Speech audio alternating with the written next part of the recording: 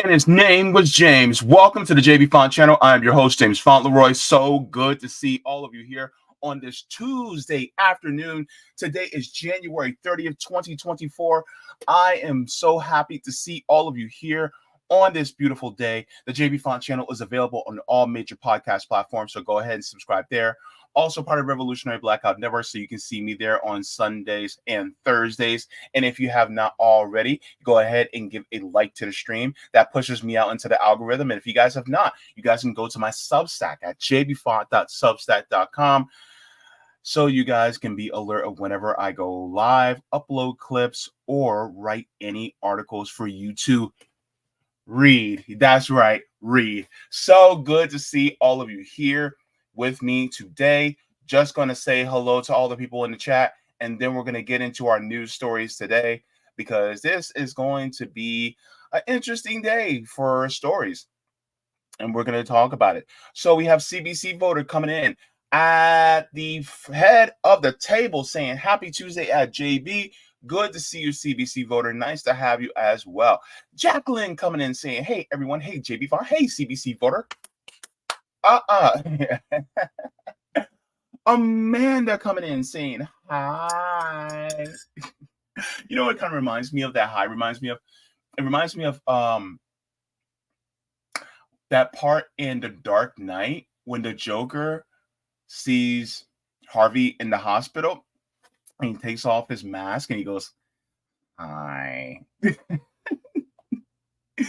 That was so funny. It was just like, yeah, I killed your woman and I blew up, a building, but sorry, he's like, yeah, it was tough what I did, but a chaos agent has to do what a chaos agent has to do. You know what I'm saying?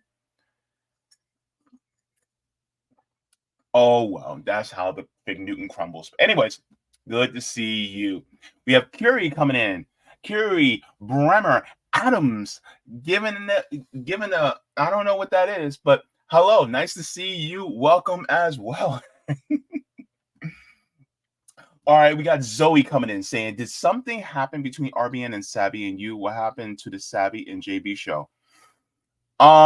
We didn't do it last week because Savvy had a project. So, but we're having it this Thursday. So, yeah, nothing happened. Good to see you. All right. Amanda says, it's amazing how many different ways we can say hello and hi with different inflections and our boys in tone.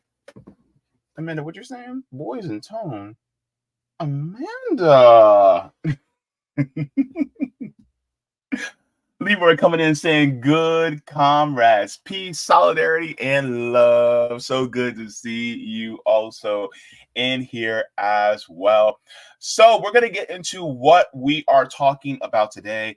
This was something that I was just like, we got to talk about these things, because even though a lot of you guys know I'm in Florida, sometimes the way Florida goes, other states go, especially a lot of the southern states, they typically go in that direction. So I would like to talk about some of the things that Florida is trying to do, as well as we're going to talk about, I know it's not the sexiest topic, but we're going to talk about slavery.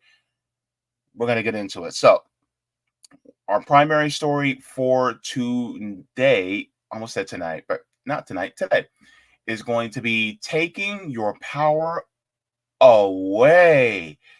We're talking about this because there's some people in Florida that are, I'm telling you, I just can't. And then we're going to be talking about slavery never left. Oh, baby. Because the thing is that this has to be hammered home over and over and over, because so many people are like, wait, what? They just don't know this, right? Maybe some of you know this, but other people don't. So we're going to get into this one. Slavery never left.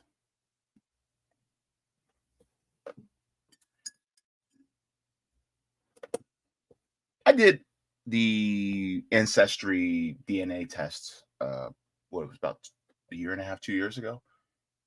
My aunt, sent it to me because, well, I can't afford it, but she sent it to me. She was like, "Hey, here's a DNA test." So she asked me if I wanted one.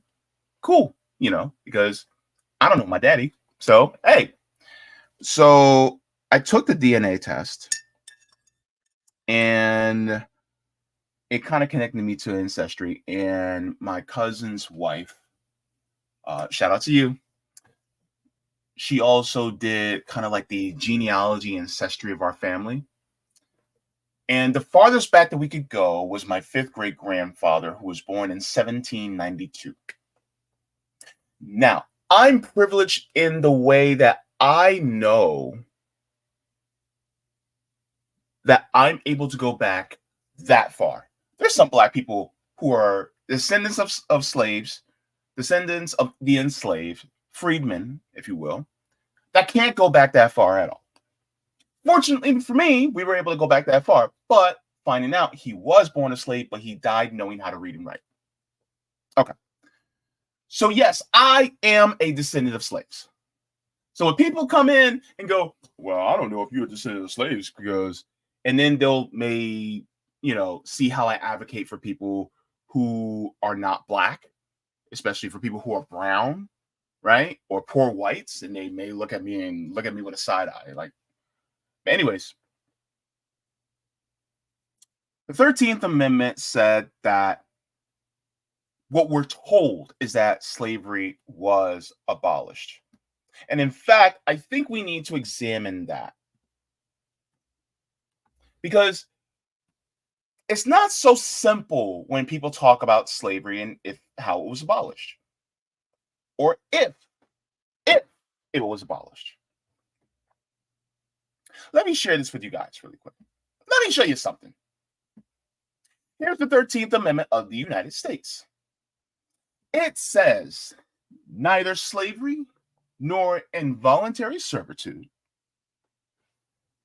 except as a punishment for crime whereof the party shall have been duly convicted, shall exist within the United States or any place subject to their jurisdiction. So that that middle part right there, that accept,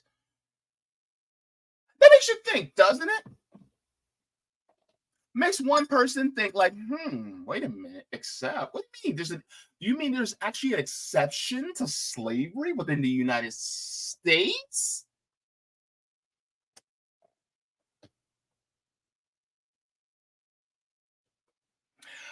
I'm just telling you, there's some slaves still here in the United States, and it's slavery that is still considered legal.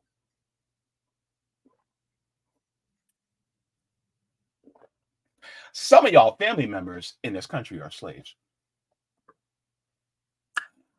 I didn't stutter. Some of your family, some of your friends, some of your loved ones are slaves in this country, still to this day. And it is not considered illegal.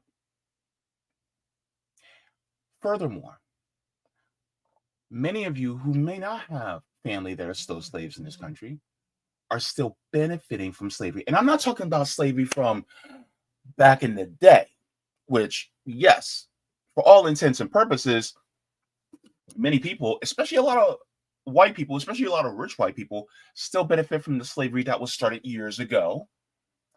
But slavery that still exists today, you're still benefiting from it. You probably even benefited from it this very morning. You're probably benefiting from it right now as you eat your double cheeseburger. A what? Yes. Yes. Slavery is still touches and affects all of our very lives right now. So I want to share this as well because there is a video that I want to share with you guys because a lot of people do not realize that this still happens. So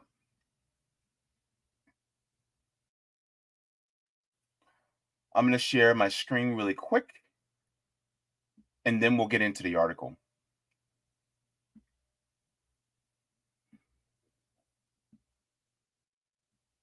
By the way, just to let you guys know, there are white people that are enslaved now.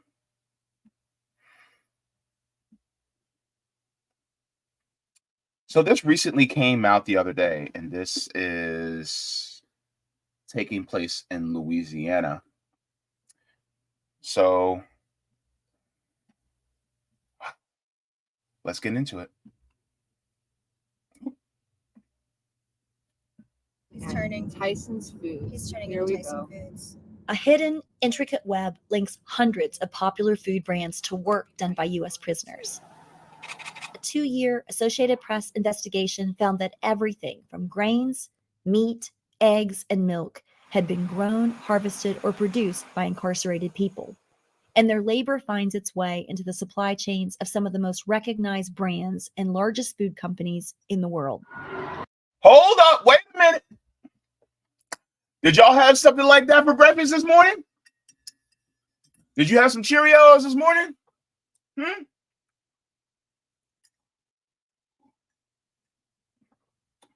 Maybe a bacon, ham, and cheese with some egg? Did you have a chicken sandwich for lunch? Lunch was about an hour, 2 hours ago. Did you? Interesting, right? How you literally could be partaking of the results of slavery when you eat your next meal.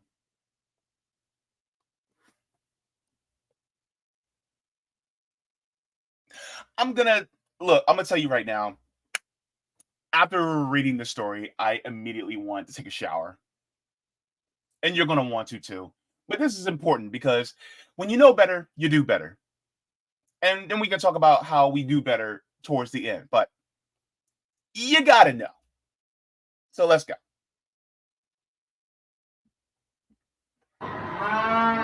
We followed as cattle raised at the Louisiana State Penitentiary were transported to a meat processor in Texas. From there, the beef ended up in the supply chains of McDonald's, Burger King, and major grocery stores.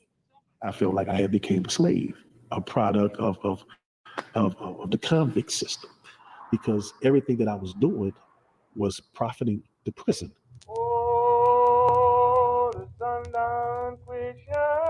The 13th Amendment of the U.S. Constitution abolished slavery and involuntary servitude, except as punishment for a crime. We spoke to prisoners who were working on the same plantation soil where slaves toiled more than 150 years ago. Did it actually stop?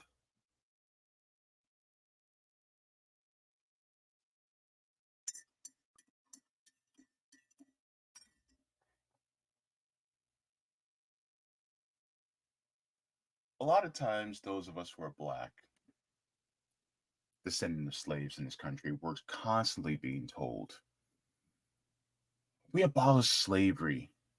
We did the right thing. It's over, right?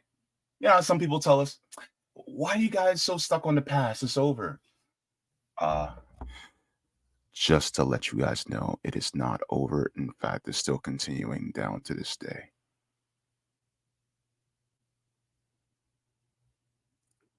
How you feel about that? Doesn't feel good, does it? That great old American democracy. Many were making pennies an hour. Some were getting nothing at all. Others were being contracted out to private companies or taking part in work release programs. Prisoners can sometimes be punished for refusing to work, even thrown into solitary confinement. Oh, but wait. I thought they said, well, it's not like you're forced into it. It's not like they make you do it.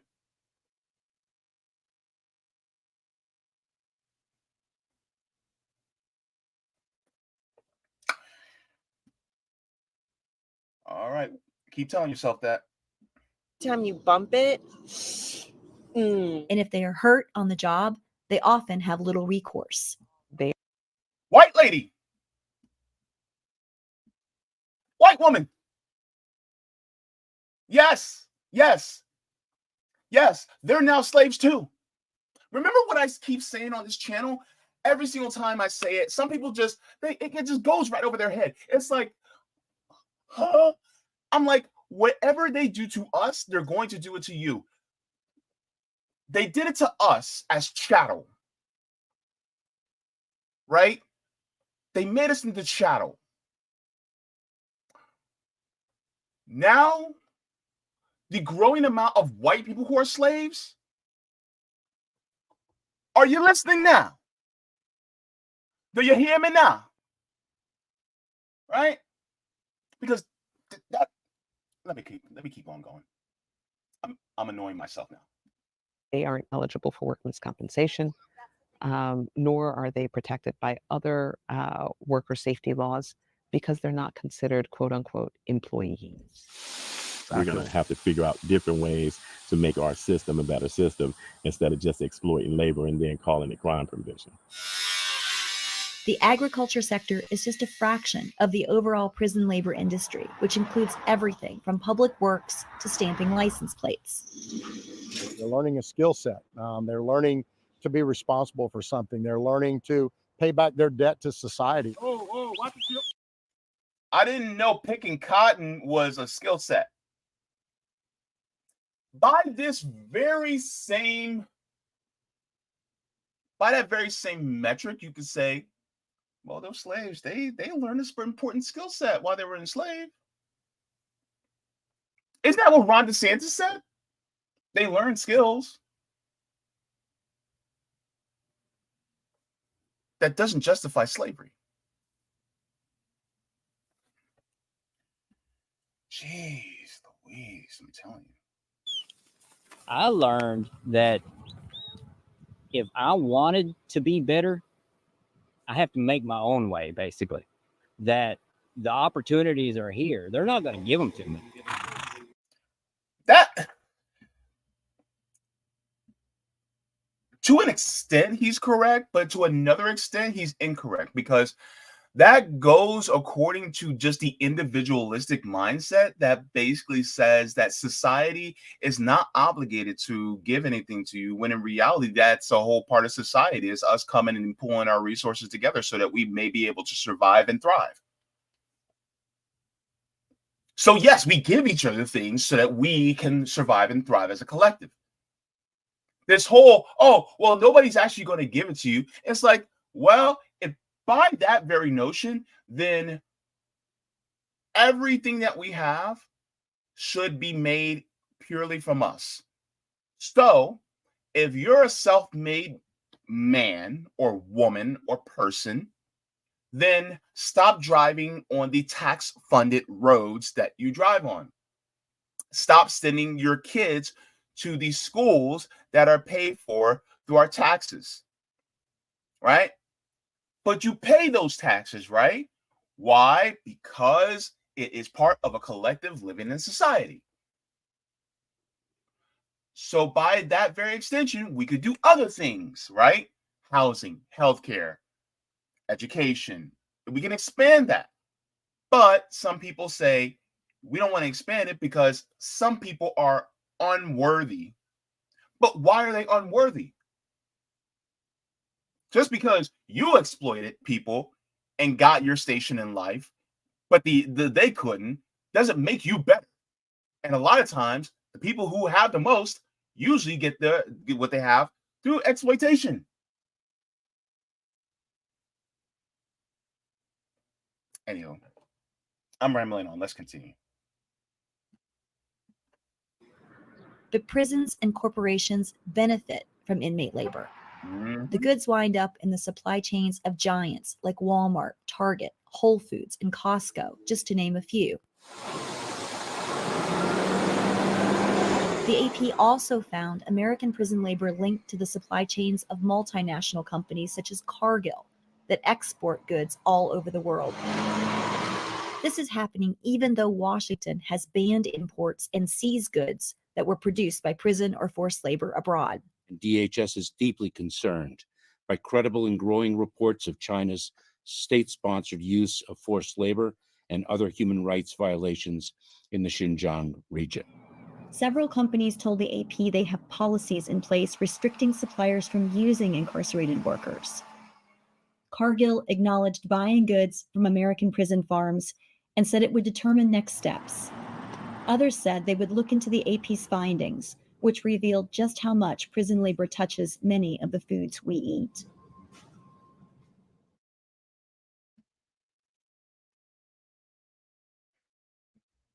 I told you, you weren't going to feel very good about this.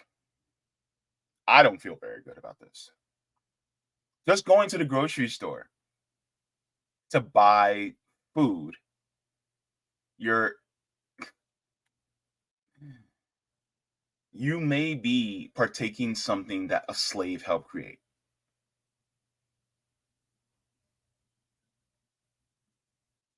It's sickening. Knowing what my ancestors went through and the fact that there are still others going through that today.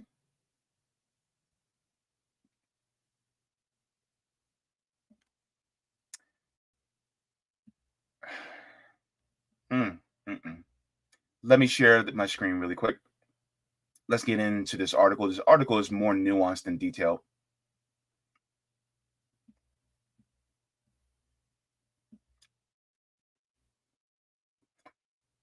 So this is talking about prison labor.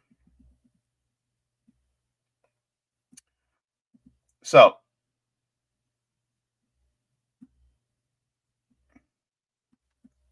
let's go down. So it says the goods these prisoners produce wind up in the supply chains of a dizzying array of products found in most American kitchens, from Frosted Flakes cereal and ballpark hot dogs to gold medal flour, Coca-Cola, and Riceland rice. They're on the shelves of virtually every supermarket in the country, including Kroger, Target, Aldi, and Whole Foods. And some goods are exported, including to countries that have products blocked from entering the U.S. for using forced prison labor. So I just wanted to share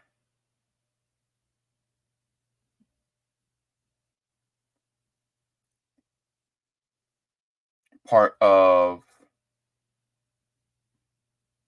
this piece. Hang on. Yeah. Right here. First off, we want to go to following the money. It says the business of prison labor is so vast and convoluted that tracing the money can be challenging. Some agricultural programs regularly go into the red, raising the question in state audits and prompting investigations into potential corruption, mismanagement, or general inefficiency. Nearly half of the agricultural goods produced in Texas between 2014 and 2018 lost money. For example, in a similar report in Louisiana, uncovered losses around $3.8 million between fiscal years of 2016 and 2018. A separate federal investigation into graft at the for-profit arm of Louisiana's correctional department led to the jailing of 2 employees. It says, correctional facilities stay steep farming expenditures and unpredictable variables like weather can eat into profits, and while some goods may do poorly, they know others do well. Prisons at times have generated revenue by tapping into niche markets or into their state's signature foods. During the 6-year period, the AP examined surplus raw milk from Wisconsin's prison dairy went to Belgico cheese, which makes Poly-O string cheese and other products that land in grocery stores nationwide like Whole Foods. A California prison provided almonds to Minturn Nut Company, a major producer and exporter. And until 2022, Colorado was raising water buffalo from milk that was sold to giant mozzarella cheese maker Leprino Foods, which supplies major pizza companies like Domino's, Pizza Hut, and Papa John's. I did not know that the the mozzarella cheese that goes on pizzas in these major chains are made from milk from water buffalo. Did y'all know that?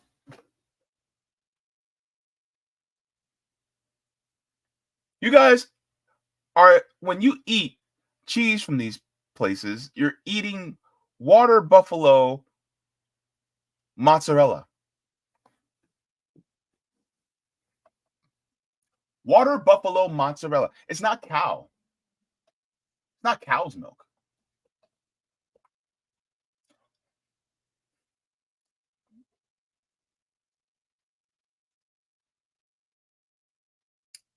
Dear God.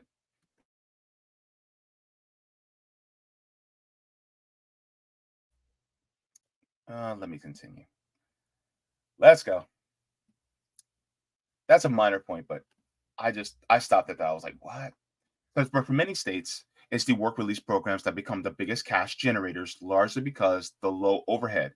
In Alabama, for instance, the state brought in more than $32 million in the past 5 fiscal years after garnishing 40% of prisoners' wages. It says in some states, work release programs are run on a local level, with sheriffs frequently responsible for handling the books and awarding contracts. Even though the programs are widely praised by the state, employers and often prisoners themselves report of abuse exist. In Louisiana, where more than 1,200 companies hire prisoners through work release, sheriffs get anywhere from about $10 to $20 a day for each state prisoner they house in local jails to help ease overcrowding. And they can deduct more than half of the wages earned by those contracted out to companies, a huge revenue stream for small counties. So just to let you guys know, this is also one of the reasons why a lot of sheriff's departments are very quick to arrest and jail people, even for what we like to call broken windows policing. The reason being is because they're actually making more revenue for their offices, for their state, or for their county, so that they can actually make more money. So they're using prison labor, aka slavery, in order to have more for the state. Also, just as an aside, when people talk about, oh yeah, we're going to lower taxes, right? While that's good in theory, lowering taxes means that that money has to come from someplace else. Now, one of two things happens when they talk about lowering taxes. It's typically for the top 1%, right? For the richest people within a county or an area or a state, right? So what they do is that they will lower the taxes, but who has to eat that tax, right? Who has to eat that? Well, it would be us, the consumers. Those are who are part of the 99%. But when they lower the taxes, it's usually for the rich people. But then who also has to eat that? Well, the slaves who are working in our prison systems and in our jails within our local area. Because now, instead of making the money that they would be making, instead now they're pulling that from them. And now the sheriff's office are making more money.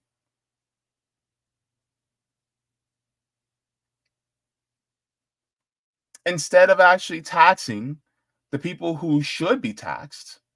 And by the way, just that anybody knows, when they say tax the rich, to me, that is a lazy ass cop out, because really we should be seizing, the means of production from these people anyway. And, because a lot of that money is stolen from surplus labor. But anyways, that's one of the points, right?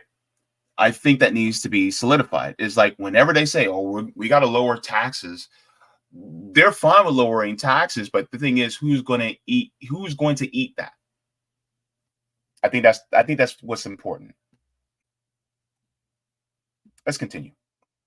Jack Strain, a former longtime sheriff in the state of Tammany Parish, pleaded guilty in 2021 in the scheme involving the privatization of work release programs, in which nearly $1.4 million was taken in and steered to Strain close associates, and family members. He was sentenced to 10 years in prison, which came on top of 4 consecutive life sentences for a broader sex scandal linked to the same program. Okay.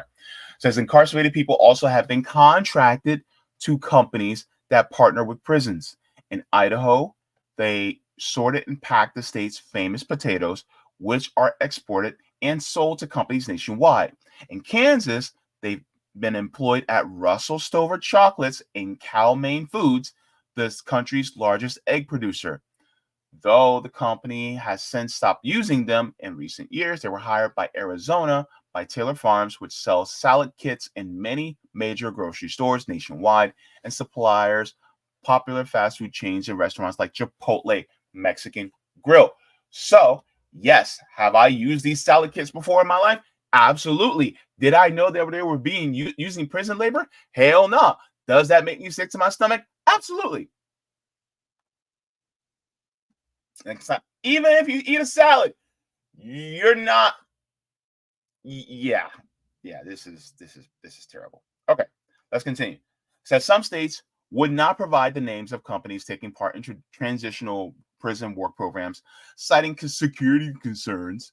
So AP reporters confirmed some prisoners' private employers with official running operations on the ground and also followed inmate transport vehicles as they zigzagged through cities and drove down country roads. The van stopped everywhere from giant meat producing plants to a chicken and daiquiri restaurant. So yes, even restaurants are using slave labor.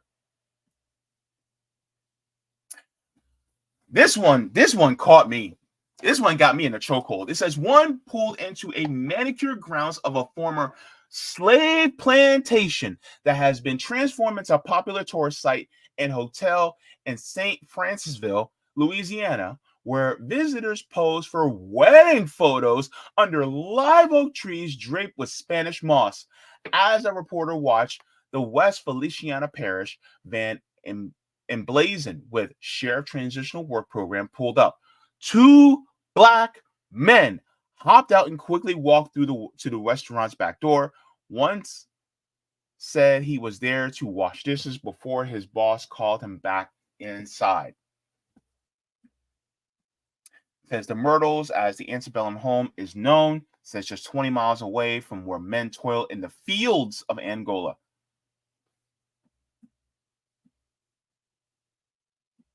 So there's another piece that I wanted to talk about as well that I think is also really important, because a lot of us sit here and, I know a lot of people think, well, how do we fight against this? And we'll get into that. But I think there's also important to realize that you can do the best you can, but there's only so much you can do within the capitalist system. But at least you know what's going on. And if you can mitigate this, then you do what you can. But I also understand. It says in Alabama, where prisoners were leased out by companies. I want you guys to hear this quite. Look.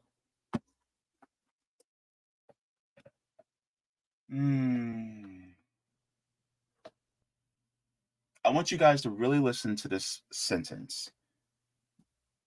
First part. In Alabama, where prisoners were leased out by companies.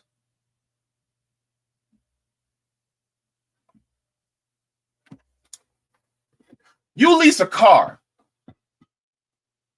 You lease a home. You can lease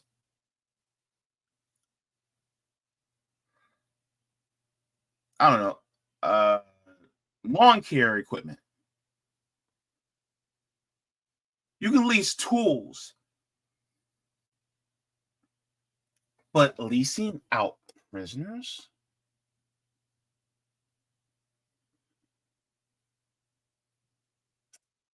That's leasing slaves.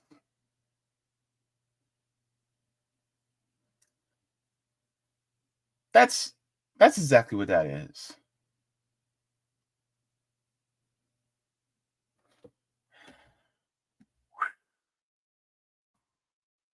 The AP reporters followed an inmate transport van to poultry plants run by Tyson Foods, which owns brands such as Hillshire Farms, Go Meat, Jimmy Dean, people who make the sausage, and Sara Lee, who make the pies, along with company that supplies beef, chicken, and fish to McDonald's. So not only is McDonald's helping out the Zionists by feeding the IDF, but they're also using prison labor to feed some of those Zionists the filet-o-fish.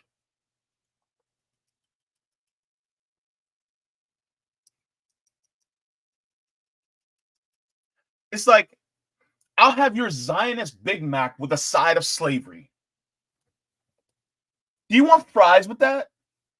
Like, the hell? Oh my God. The system is so disgusting. Says the vans also stopped at Chicken Processor, part of a joint venture with Cargill, which is America's largest private company. It brought a record of $177 billion in revenue in fiscal year 2023 and supplies conglomerates like PepsiCo. You know, PepsiCo also owns Frito-Lay, which are your Doritos, your Lay's chips, your Fritos, all that. Yeah, that's Frito-Lay, which is owned by PepsiCo. So now they're also Cargill is also supplying them. So it's almost like every single thing you touch has something associated with slavery.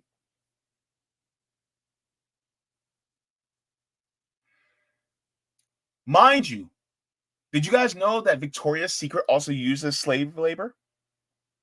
And American Airlines.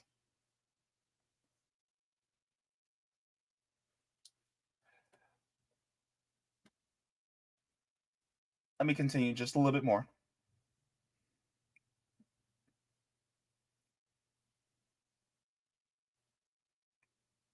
So let me shrink this a little bit. Ooh.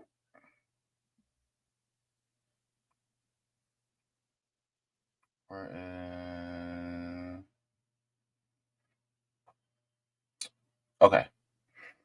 So this is prisons with agricultural programs. It says data from Prison Agriculture Lab at Colorado State University shows what kinds of agricultural work are being done in prisons. Some prisons are additionally identified as generating revenue from these activities. So in green, it's revenue generating. Look at this. These, in my eyes, these are still plantations. All these dots are modern day plantations.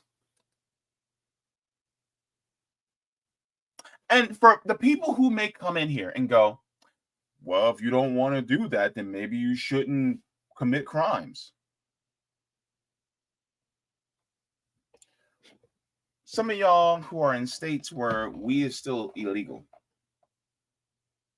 Did y'all smoke weed recently? You know it's still illegal, right? So if you go to jail or prison for drug possession, should you be subject to slavery for, you know what I'm saying?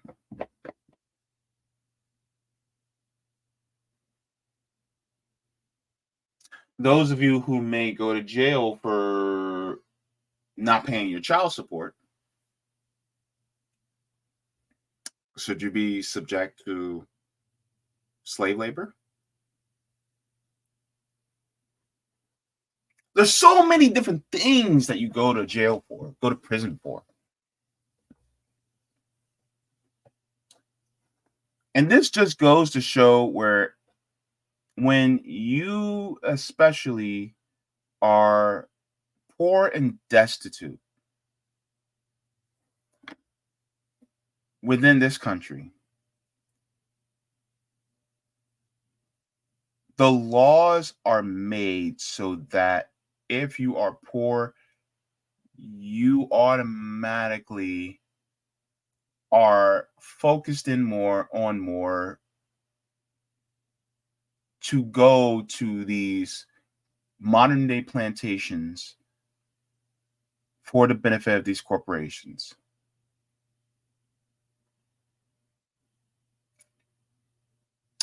Private prisons are also involved in this.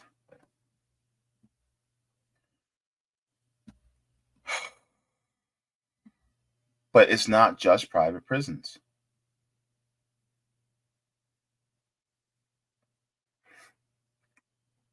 Here is, and it happens to women in women's prisons as well.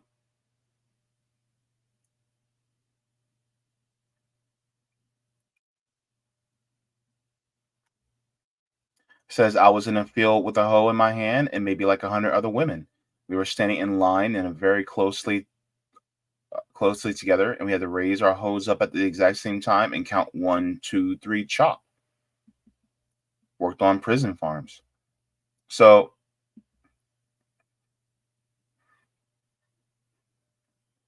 that's what happened to people like her.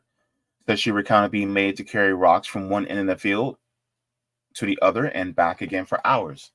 And says she endured taunting from guards saying, "Come on, hoes, it's hoe squad." She said she was later sent back to the fields at another prison after women there complained of sexual harassment by staff inside the facility. She said, "We were like, is this punishment?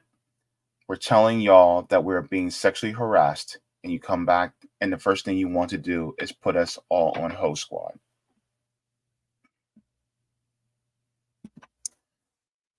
Let me ask you something. I'm also part Welsh and Norwegian. Where the hell did you think that come from? Where'd that come from?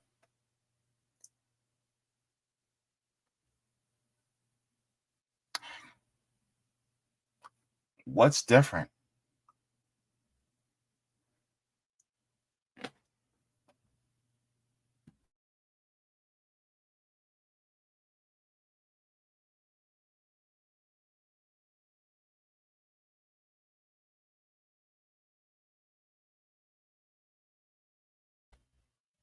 Boy, oh boy.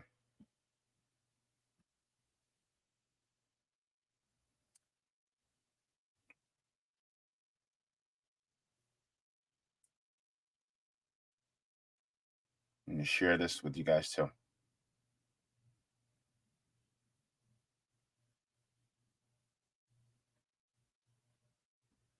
Says current and former prisoners in both Louisiana and Alabama have filed class action lawsuits in the past 4 months, saying they have been forced to provide cheap or free labor in those states and outside companies, practice they describe as slavery. Prisoners have been made to work since before emancipation, when slaves were at times in prison and then leased out by local authorities.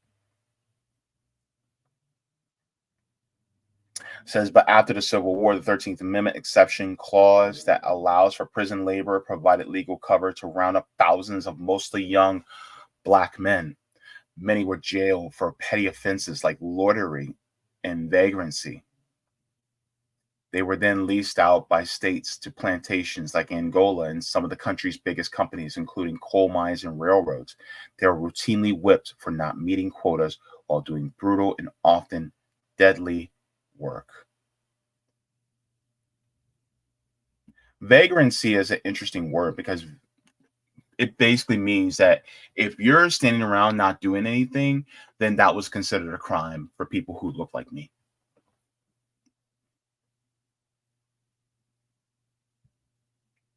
You couldn't stand around. This is why the whole loitering and vagrancy laws, yeah, that's where that comes from. It's important that we remember these things, man.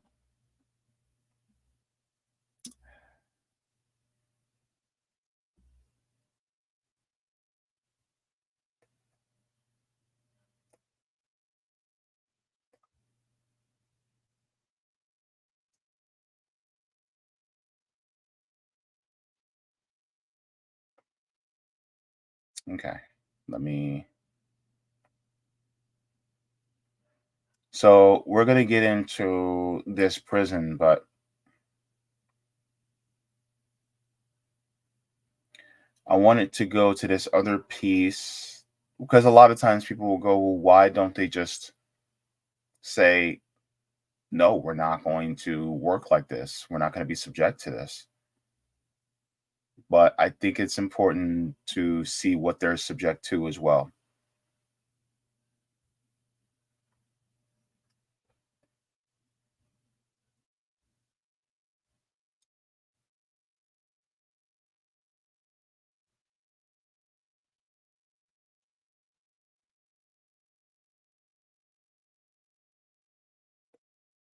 Now, here's some of the crimes. It says the AP sifted through thousands of pages of documents and spoke to more than 80 current or formerly incarcerated people, including men and women convicted of crimes that range from murder to shoplifting to writing bad checks, theft, or other illegal acts linked to drug use. Some were given long sentences for nonviolent offenses because they had previous convictions, while others were released after proving their innocence.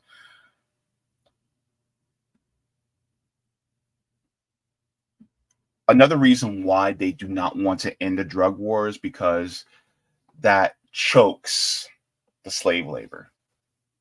Because then if they can't get you on drugs, then that means that diminishes the amount of people that they can arrest, that they can put into prisons and jails, which diminishes the amount of slave labor they have. So it's all tied together. And I think that's something that we have to keep in mind. This is why a lot of us, when we say end drug war, we're also talking about ending, cutting off, or choking off the slave labor. It says reporters found people who were hurt or maimed on the job and also interviewed women who were sexually harassed or abused, sometimes by their civilian supervisors or correctional officers overseeing them. While it was often nearly impossible for those involved in a workplace accidents to sue, the AP examined dozens of cases that managed to make their way into the court system. Reporters also spoke to family members of prisoners who were killed. So it talks about this man, Dwayne Ellerton, who was killed in a very horrific way. So that was really, it's just heartbreaking, all because he was being subject to slavery.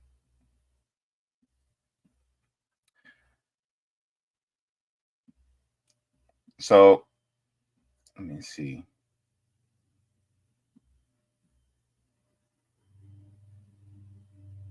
Here we go. Says Willie Ingram picked everything from cotton to okra during his 51 years in the state penitentiary, better known as Angola. During his time in the fields, he was overseen by armed guards on horseback and recalled seeing men working with little or no water, passing out in the triple-digit heat. Y'all got to remember, it gets hot down here. So some days, he said, workers would throw their tools in the air to protest despite knowing the potential consequences. They come maybe four in a truck, shields over their face, billy clubs, and they beat you right there in the field. They beat you, handcuff you, and beat you again, said Ingram, who received a life sentence after pleading guilty to a crime he said he didn't commit. He was then told he would serve 10 and a half years and avoid possible death penalty, but it wasn't until 2021 that the sympathetic judge finally released him. He was 73.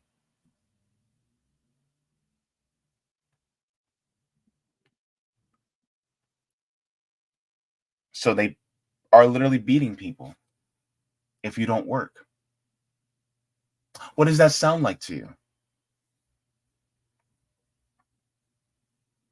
Being beaten, sexually assaulted, being subject to inhumane conditions. Hell, there's a part in this article where they said even the horses would pass out from heat exhaustion. The horses that the police are riding on, that the correctional officers are riding on.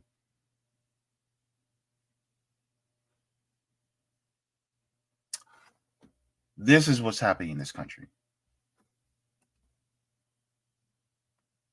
So, a lot of what's going on, they focus on Angola prison, which they talk about is the Alcatraz of the South.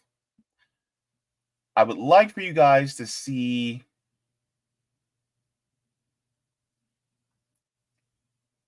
Angola and what it is. Let me make sure I get this here. Yeah. Angola is notorious, by the way. So if anybody doesn't know, we're going to find out right now. And Angola is basically Louisiana State Prison. And I actually talked about a story associated with Angola a while back. I can't remember how long ago it was, but it had to do with juveniles and how they were subject to inhumane conditions. But we're going to talk about here. So this is the Angola prison where a lot of this is also going on. Men work in the fields in the sweltering Louisiana heat, watched over by armed guards and wolf dog hybrids. This is the biggest maximum security prison in the United States, and one of the most dangerous. The Louisiana State Penitentiary at Angola is located an hour's journey north of Baton Rouge. The prison began as an actual plantation, at which enslaved black people picked the same crops that the prisoners do under similar conditions today. In modern times, the prison population is 74% black. Field work is the default job for most prisoners at Angola, and switching over to other jobs is difficult. For their labor, prisoners earn as little as 2 cents per hour. The high end of their income might reach 40 cents. Refusing. So a majority are black. Now, in the article from the AP, it says about 65%. So the article came out about a day ago. This video, I think, is about a couple of years old. So the ratio probably changed a little bit, but even still, majority black, state prison that was a plantation. And this reminds me of how the police operate. The police in this country first started out as slave catchers. Let me ask you this. What has changed?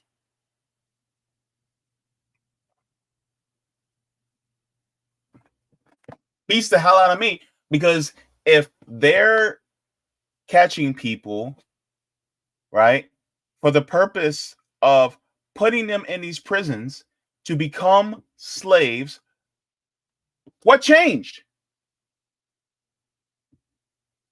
I don't see anything different. And then what happened to these prisons? Are these prisons actually there to help us reform, or are they there to make us into slaves? What changed in this country?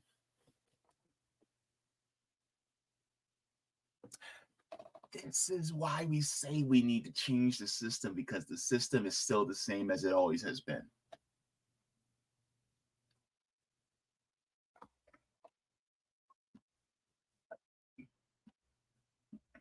To work or not working fast enough can earn inmates time in solitary confinement. Not working fast enough can earn inmates time in solitary confinement. By the way, just to let you guys know, according to international law, solitary confinement is considered torture. So they're subject to torture if they don't work fast enough or if they don't do the work. That's slavery. And prisoners have been known to pass out from dehydration. So this particular job is not one of the more desired ones? No, this the bottom of the barrel, the field. On top of that, some businesses avoided shutdowns during the COVID-19 pandemic by using convicts from Angola and other penitentiaries. So during the pandemic, it's basically, well, This disease is very dangerous to people, so we can't really have people working there. But put the prisoners in there. Their lives mean less. So let's subject them to the pandemic so that we can keep our goods flowing through, so that we can continue to keep making money. Because their lives matter less. Those of you who have had loved ones in jail or in prison, I've had a few. Do their lives matter less in reality? If something happened to them, how would you feel? Would you feel just a little less bad? I thought all lives were precious.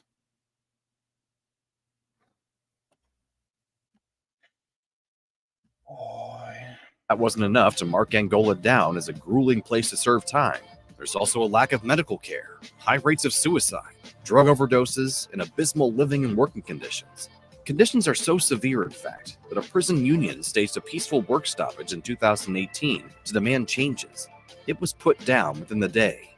Besides its large size and its brutal working policies, Angola Prison has a reputation for danger. The facility houses violent criminals in the setting with a reputation for inmate-on-inmate brutality.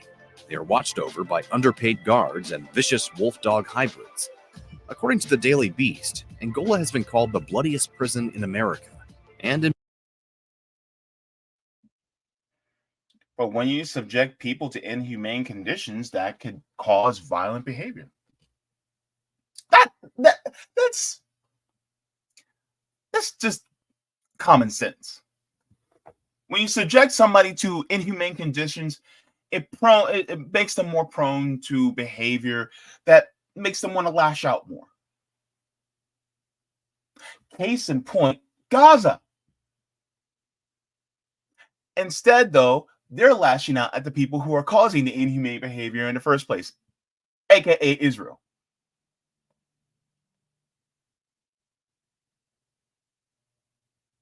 But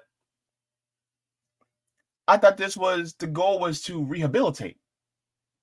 But you can't rehabilitate somebody if you're constantly subjecting them to inhumane conditions.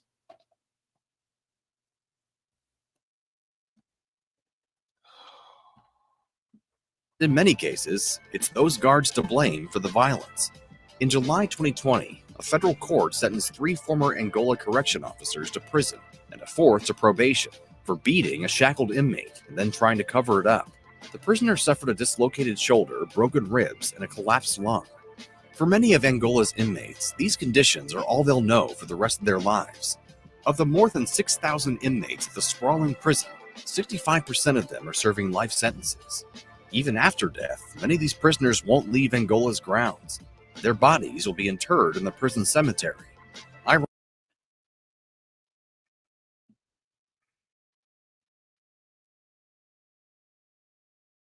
Even in death, they're not free.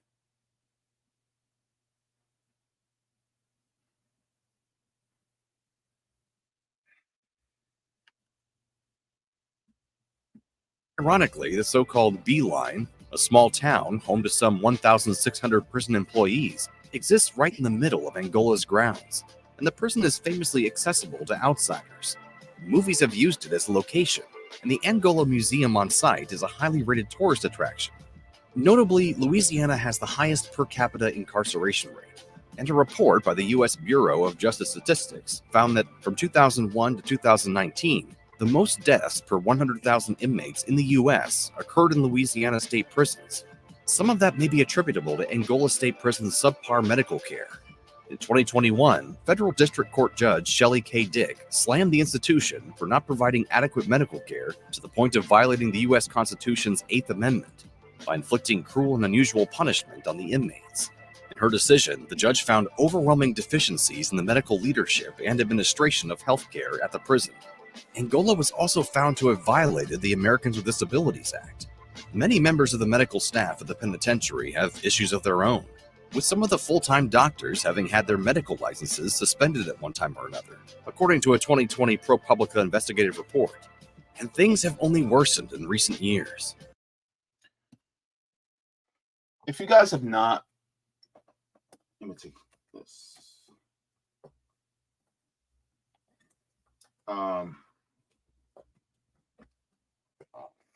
Let me share something with you. This is Asada Shakur's autobiography. I read this on this channel. If you guys want to hear me read and discuss it on this channel, you guys can go to my playlist. But in this book, you get to hear about how Asada Shakur was subject to inhumane conditions while she was serving time in prison. This was back in the 60s and 70s.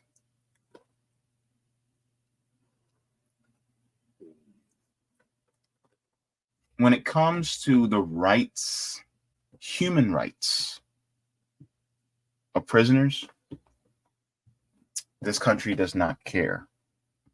Rather, the corporations do not care, because you're there to work for them and your human needs do not matter.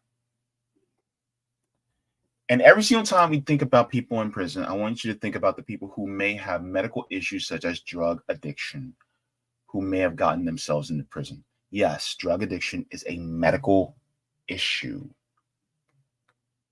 It is not a criminal issue.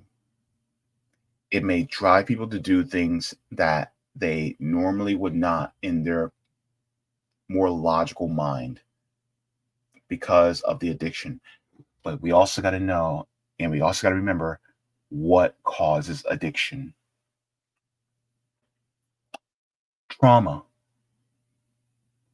lack of resources, material needs not being met. These are some of the drivers. And what do they do? They do that, and they keep that situation continuing so that people will become addicted to drugs, so that then the police or the sheriffs can arrest them, so that they can put them in this condition, so that they can have them work as slaves. It's a vicious and dirty, filthy cycle.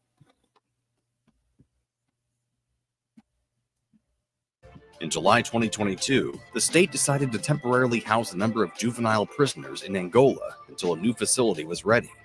A year later, advocates and the ACLU alleged that those young prisoners were being exposed to dangerous conditions. A federal court filing stated that young inmates were housed in a former death row building, given unsanitary food and water, and exposed to dangerous levels of heat. At least one prisoner also claimed to have been exposed to chemicals used to subdue another inmate. An earlier lawsuit challenging the transfer of young prisoners to Angola was rejected by a judge, who declared the inmates a danger to themselves and others. Just to let you guys know, I actually talked about this, about how juveniles, kids, are being held in Angola, were being held in Angola. And if anybody's been down here in the South, knows that it is sweltering in the summer. And they do not have proper ventilation or air conditioning in these prisons. And they were holding kids in here.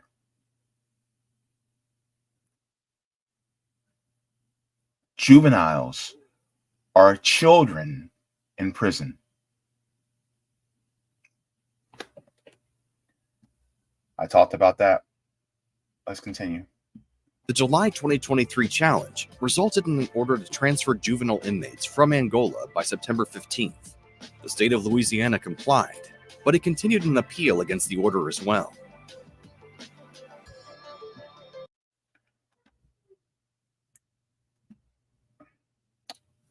So that's Angola. And so when it comes to the conditions that people are subject to within our criminal justice system, I don't see any justice in it, really. we still have slavery. And until we actually truly abolish slavery, it's just a criminal system. It's not a criminal justice system because there's no justice in it. Imagine the people who are in prison for doing the right thing. Maybe they did something that was for the people, like many other Panthers, right? But then they get subject to this. What if some of us are feeding, clothing, housing, you know what I mean? Doing things that actually help our community. But then because there's a city ordinance or it's against the law in some way, shape, or form, we get subject to going to jail or prison, and then we're subject to slavery for doing the right thing.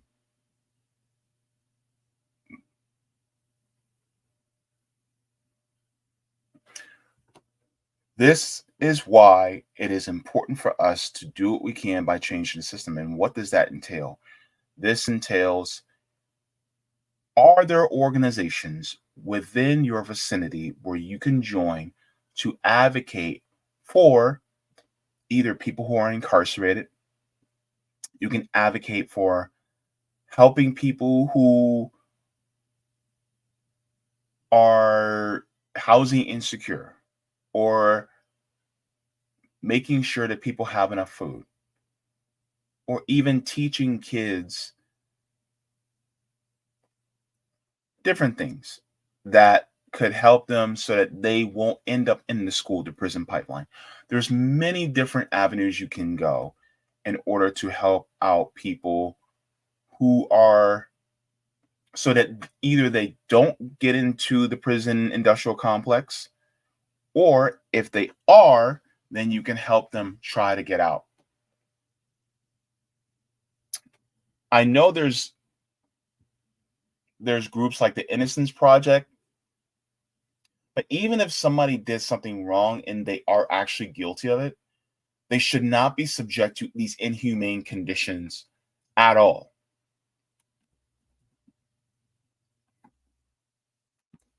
And yet they are. I'm going to share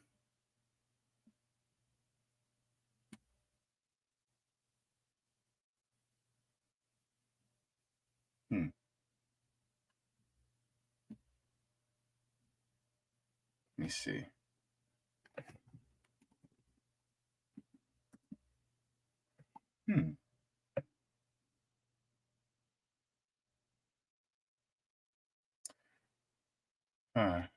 There was this site that I was going to go to, but for some reason it's not working right now.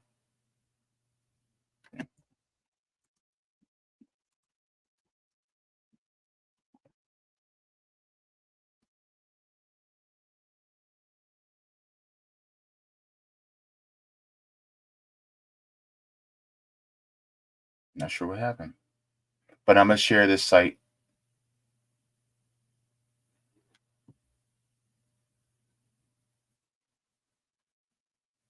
As soon as it loads. Sorry, guys.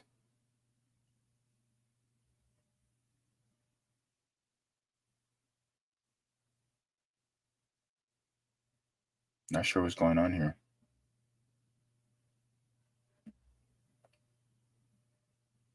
There was a site called 10 for Justice that I point to that talks about, here we go, that talks about abolition. And when we talk about abolition, and a lot of times people will be like, well, we can't abolish the police. It's like, when we mean abolish the police, we mean abolish the way it is now and how it operates, and rebuild it anew. I think that's really important. This is 10 out of 10 demands for justice. First one, it says defund the police and reallocate resources to impact the communities, right? Demilitarize the police, eliminate discriminatory policing, prosecution, and sentencing, institute complete law enforcement transparency and accountability, independently investigate all police crimes and abuses of power, install community representation, oversight, and safety measures, end strategic counter-protest violence, apologize and provide reparations, end the wars, and end carceral punishment. So I want to show this to you guys. Number 10. It says, let me enlarge this just so that we can get, okay.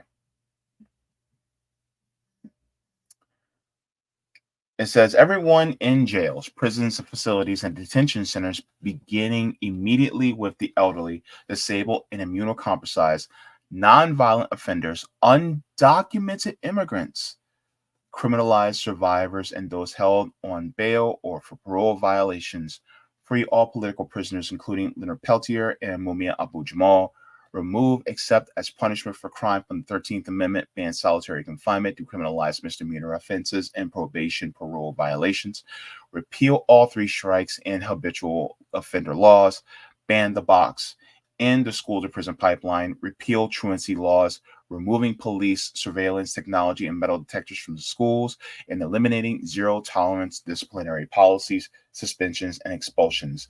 Close all local jails, eliminate the prison industrial complex, close all privately owned prisons, terminating all contracts with private companies that profit off prisons, and banning all police foundations and all new prison construction, and in pretrial detention, cut funding to prosecutors' offices, abolish ICE in immigration detention, mandate legal immigration status priority to ICE detainees and their families, eliminate civil commitment, eliminate all carceral alternatives to incarceration, and implement measures for intervention, prevention, and education, abolish the death penalty, implement a reparative, transformative justice model in place of our current system. Now, one of the things I wanted to bring attention to, because a lot of people don't think about this, because I think it's important.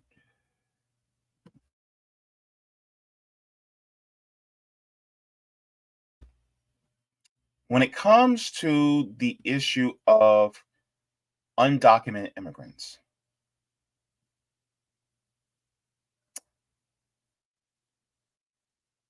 I think we need to take a look at that as well.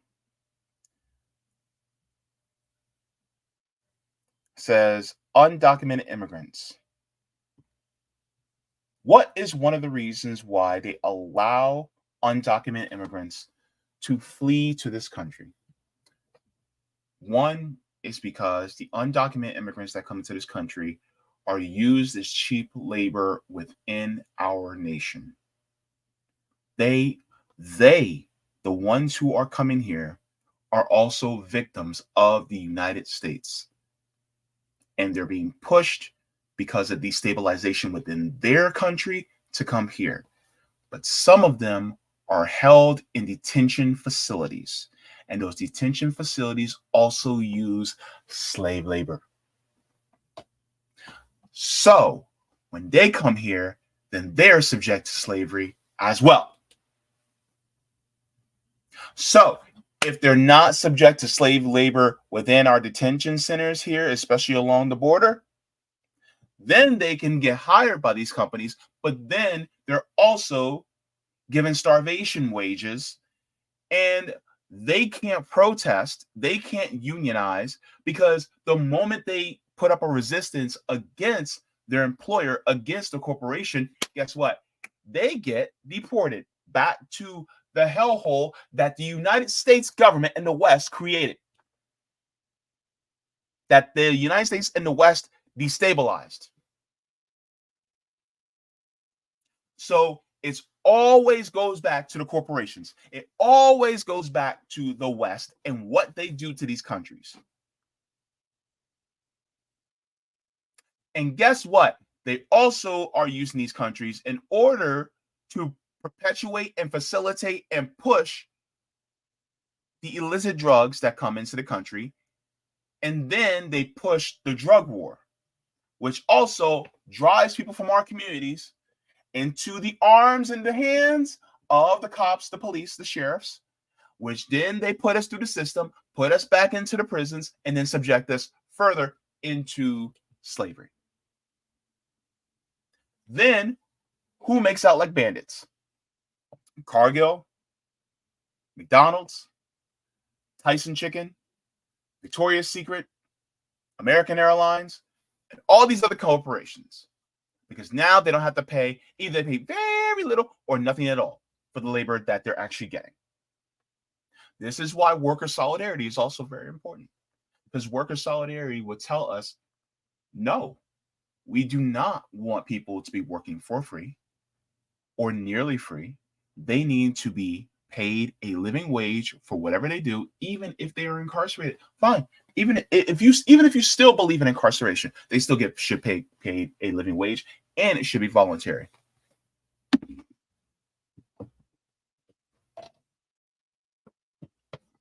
Cry to your mama about it. Because if we're truly devoted to actually rehabilitating people, you do not rehabilitate people by means of torture and inhumane conditions. That's not how it works. If something happens to my leg and I go to rehab, are you going to break my leg even further as a means to rehabilitate it? Does that work? No. And so when it comes to how we treat carceral punishment, we need to end it. And so this is why it is important that we not only look at these demands, but we also join organizations that also push for these demands as well.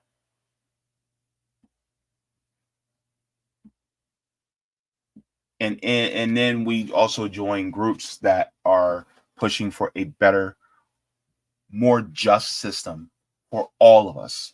So so that we won't end up in that system in the first place. So there's the site. I'll leave that to you. Look up some different groups within locally that are also doing what they can for the community, because that is what's going to help change our system, especially the ones that are local. Okay. So, did you guys like the stream? Go ahead and give the stream a like, because that pushes me out into the algorithm. And I'm going to go to the chat and we will talk about that as well. But before we do that, just want to let you guys know, if you guys have not, you guys can subscribe to my Substack at jaybefaunt.substack.com so you guys can get aware of email notifications. Also, just want to give a shout out to all the patrons on Patreon, as well as on Coffee, and anybody that sends me any aid via PayPal. So, without you guys, I would not be able to do this type of work. Thank you so very much to all of you. And without you guys, I would not be able to do this. And yes, I am still demonetized. So if you guys would like to support the channel, there's Patreon and PayPal. And link in the description below. All right. Also, just as an aside, I'd like to also give a shout out to the patrons. So if you guys have not already, let me share with you guys the tiers so that you guys are aware of what I have before you make an informed decision. So we have JB members, Solidarity, Comrades, Jaybefaunters, Super Jaybefaunters, Super Duper Jaybefaunters, and Mega Jaybefaunters as well. So thank you. And we are going to give a shout out to new patron, Jean-Paul O'Neill. Thank you so very much for becoming a patron. Nice to have you. All right, so I'm going to start off in The Rock. We're going to go there first, and then we'll go to the general chat to see what you guys are saying. See what you guys are super saying.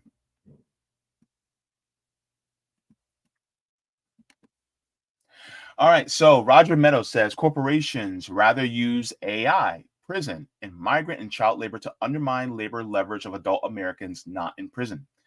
The AP article they refer to IDM to you. You can put in the chat.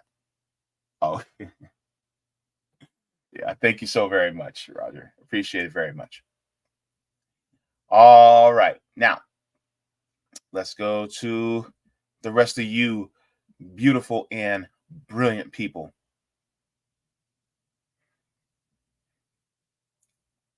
Ooh, y'all can talk. I love it. All right.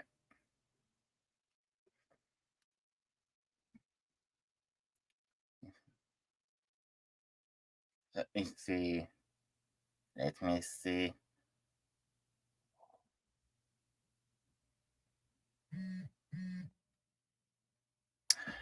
Corona Ursa. This is actually a good question. It says, so could we combat this by shopping farmers markets and having resources of which chains use prison labor?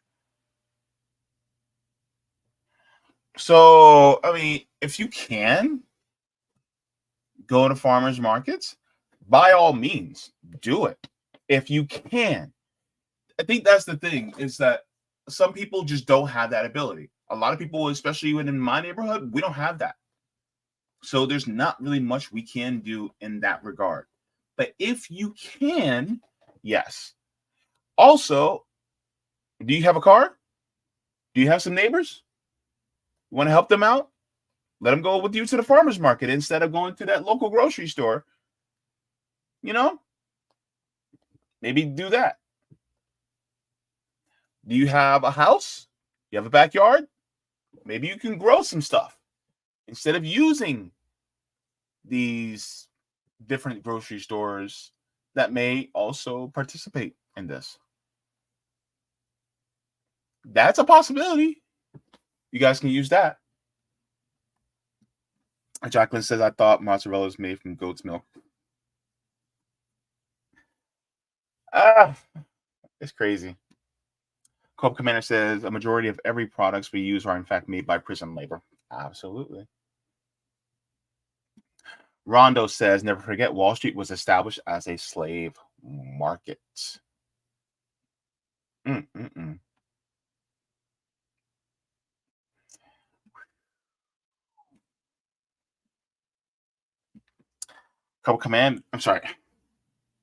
Gamer for Life says, foods in America are processed with tons of chemicals. That is true. That is very true.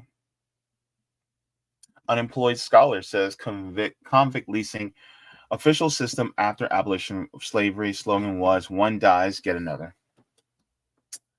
That's the sad part, man. Brent Hodges says, how about just getting behind the wheel after a beer? What does that mean?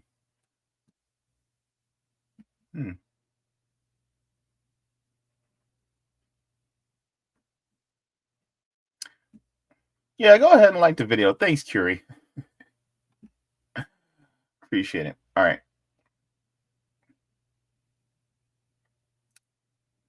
Let's see. Yes, Amanda. They are crimes of poverty. If the wage gap were not so very horrid, people would do less crimes. That's actually, it's like a 2 + 2 = 4 thing. Bad Cookie says your forefathers fell in love with the Norwegian. I see what you did there, you bad cookie. Oh, you're hilarious. All right, let's continue.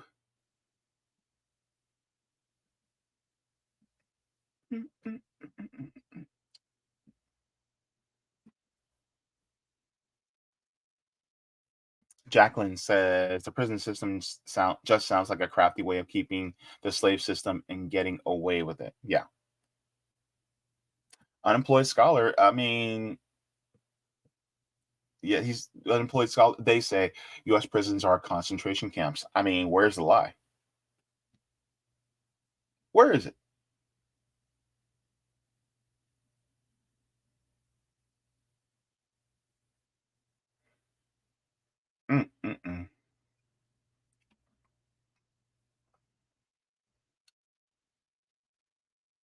me see. Leonardo da Vinci says Florida isn't America. Y'all just need to accept. I just need to accept that. Oh gosh, you probably have a point there. Florida be on some other type of stuff. I'm telling you.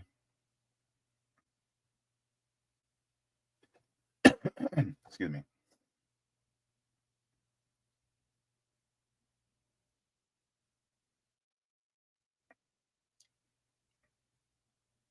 Let me go to the more. Let me see. Go further.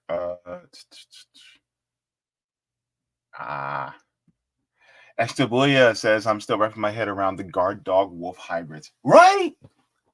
Like y'all breeding dogs with wolves just for prison labor?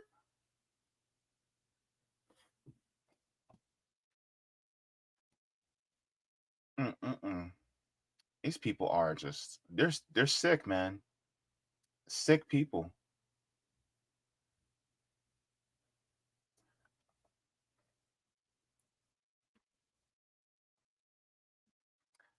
KD Lewis is also up in the chat. Good to see you here as well. All right. Johnny Davis says we can go and purchase cage-free egg. Can't be purchased cage-free foods. You know,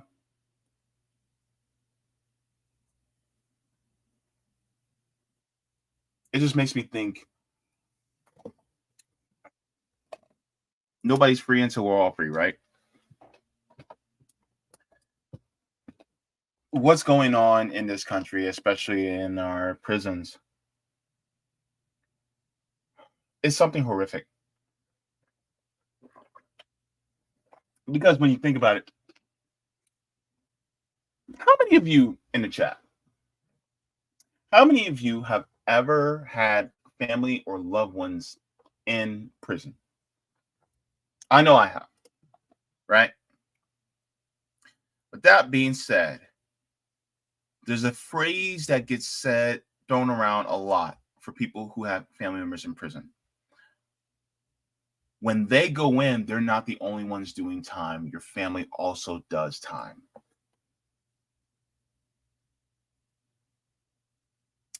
So a lot of us are also doing time, even though we are not behind the bars.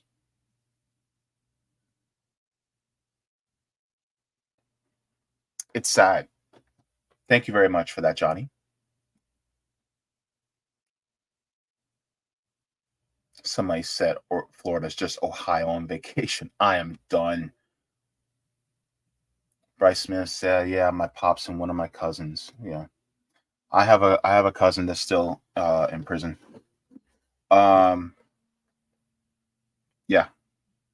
It's sad. I had an uncle that was in prison. He died while still incarcerated.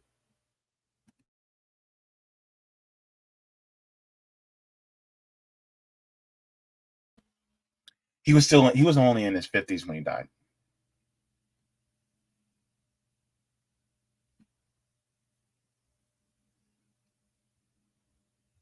Gamer for Life says a way older cousin of mine has been in jail. When they are doing time, your family does time. Rondo says I've had multiple cousins in prison.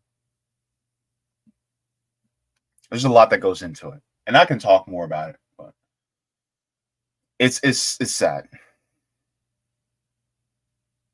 But yeah, so let me go to the next story as well. Let me check walk. Oh, we have some more chat from Roger. Hang on, let me go to this. Thank goodness I made sure. Roger, I got you. All right, so let me see.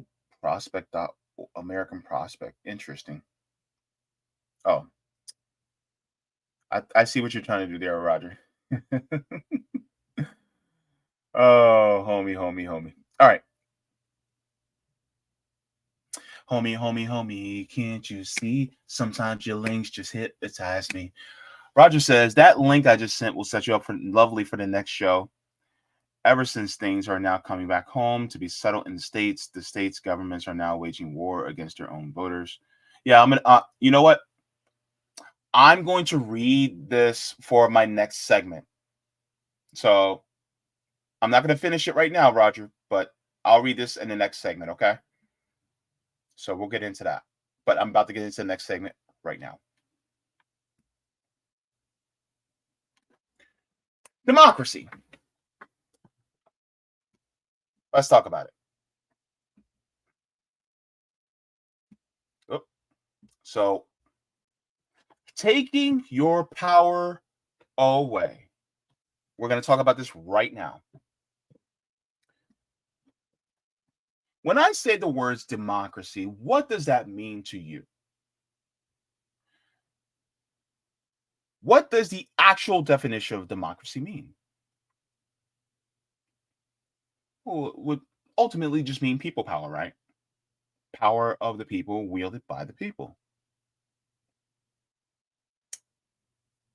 But as a story that I recently have seen shows that there are certain people, and in this particular case, the Florida Republicans, Florida GOP, they want to take your democratic say away or just make it harder to pass anything that the people actually want. Let's take a look at this. Let me share my screen.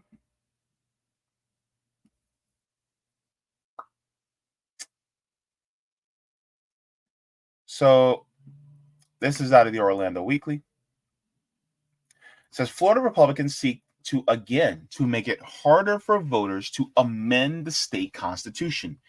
The idea is backed by the Chamber of Commerce, which doesn't love that people have voted to increase Florida's minimum wage. Let's go.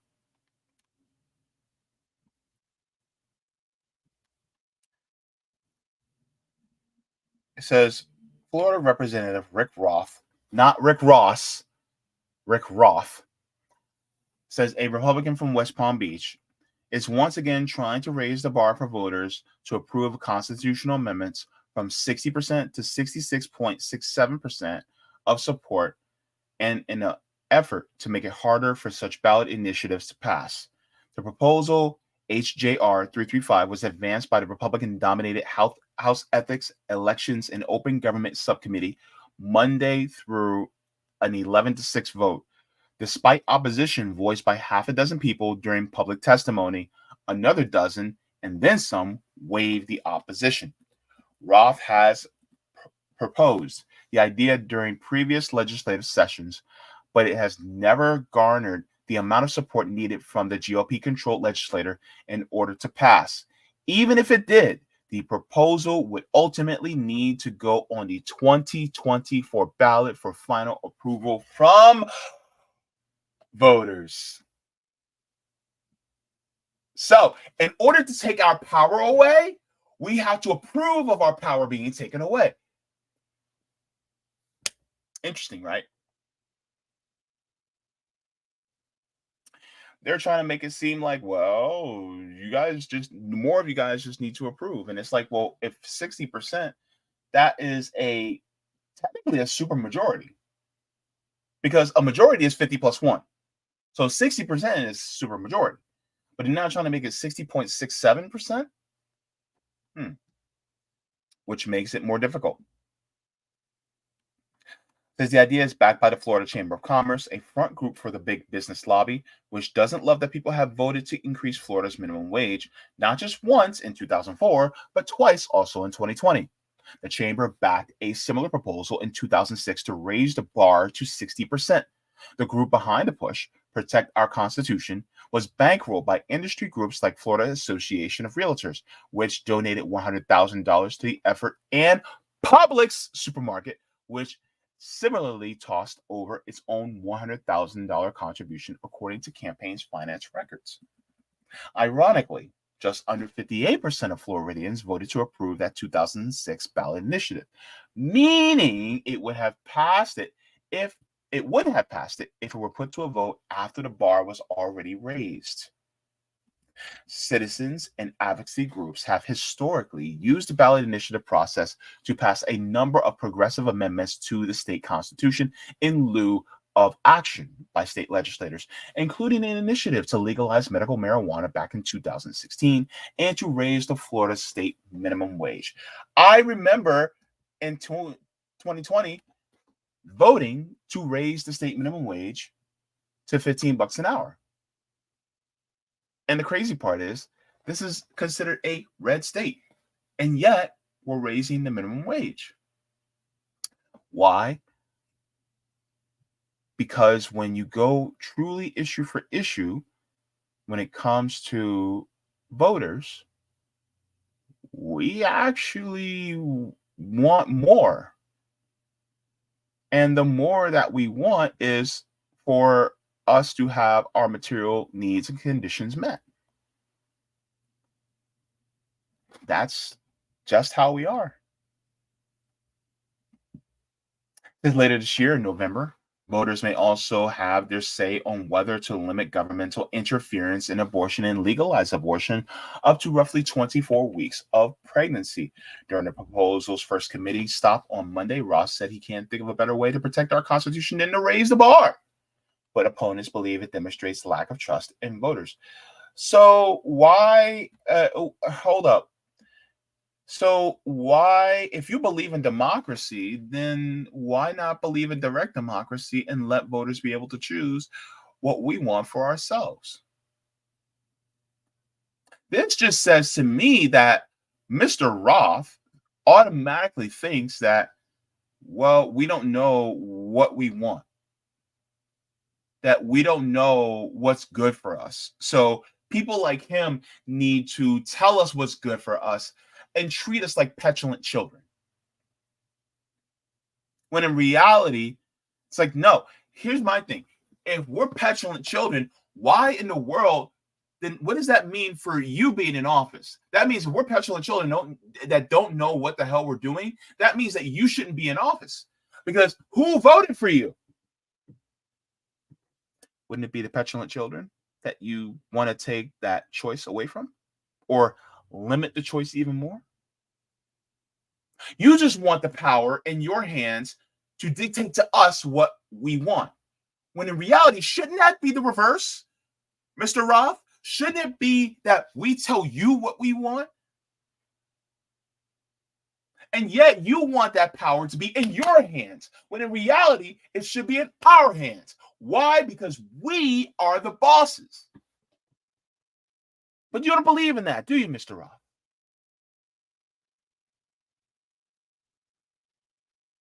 And you will take whatever maneuvers you can, you and your party, whatever maneuvers you can, whether it's through redlining, whether it's through voter suppression.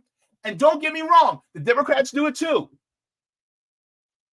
Case in point, they basically canceled the primary and basically gave Florida to Joe Biden.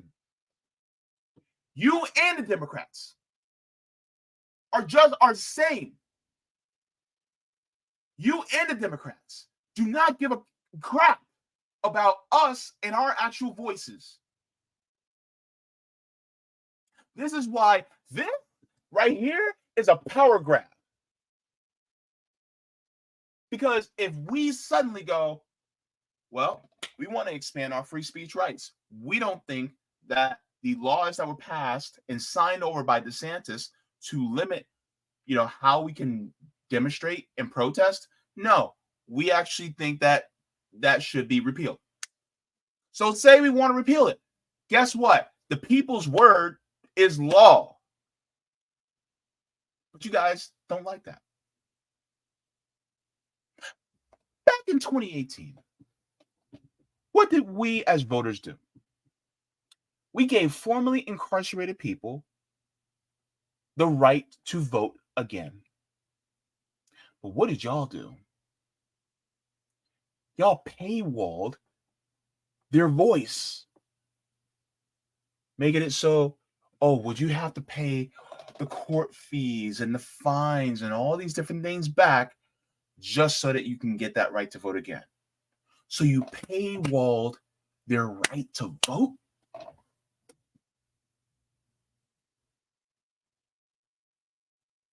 That's not democracy.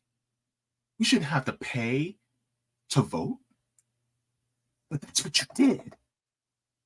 Even though we gave them the right to vote back democratically. You said, nope. That's what y'all did.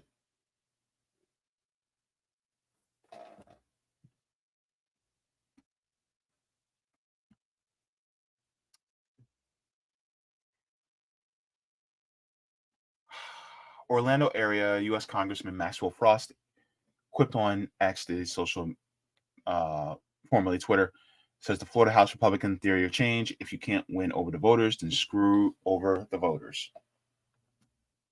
That's what Maxwell Frost said. Says voters in Ohio shut down a similar effort backed by industry groups and anti-abortion organizations last year, which would have raised the state's bar from over 50% to 60% of support needed for ballot initiatives to pass. According to campaign finance records, some of the biggest donors to protect the Constitution Political Committee, spearheading effort there included anti-abortion groups, the American Policy Coalition, which is a conservative dark money group, a billionaire Richard Uihlein, a major donor to the Florida-based Foundation for Government Accountability, which has pushed a rollback child labor laws in Florida and across the country. So, the same people who want to push back child labor laws, who want your kids to work for these corporations, which these corporations are going to stiff these kids who are working for them so that they can pay them lower. They want to repeal those laws to make it easier to have little Timmy working in a factory. They want to do that, but they also want to make it so that your voice is stifled.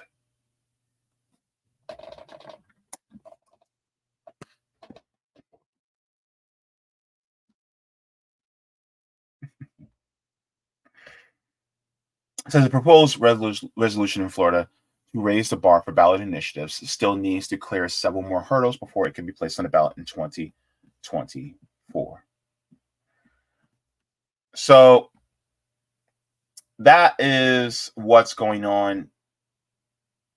And I can't help but to think that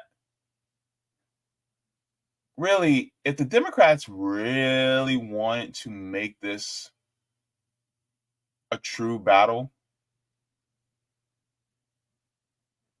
I would be in front of the cameras like crazy right now.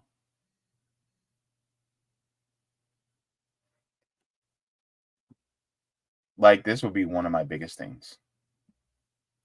But I'm glad that we as voters actually have the ability to vote for this and say, yeah, no.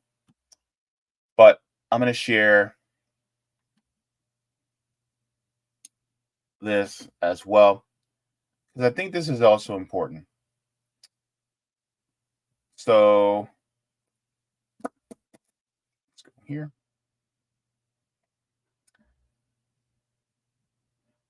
Let's take a look. Take it away, Willie. Among 9 states where abortion protections could be on the ballot next year in the form of a constitutional amendment. NBC News correspondent Morgan Radford joins us with a look at how this fight is shaping up. And it sounds like it's not just Democrats, but Republicans pushing to get these on the ballot. You've got it, Willie. It's really interesting because at issue is a constitutional amendment that would protect abortion rights up to 24 weeks. And similar measures have been successful in Kansas and Ohio, and it's all part of a broader effort to put abortion rights directly before voters at the state level. But in order to get this language on the ballot, supporters need to gather almost 900,000 signatures by February 1st. And although this is a popular position among Democrats, as you mentioned, they say they're also getting help from across the political spectrum. Thank you for signing. Good afternoon. At festivals, farmers markets, even the beach, volunteers here in Florida are fanning out. Bringing the petition to mahjong parties and pool parties. Trying to get one issue on the 2024 ballot, a constitutional amendment that would bar any restrictions on abortion before viability around the 24th week of pregnancy, or when necessary to protect the patient's health. I don't think there's any doubt that when this thing is on the ballot, that it will pass. Anna Hokemer leads the Florida Women's Freedom Coalition, one of several groups behind the movement, from right here in her South Florida home. A coalition that she says doesn't just include Democrats.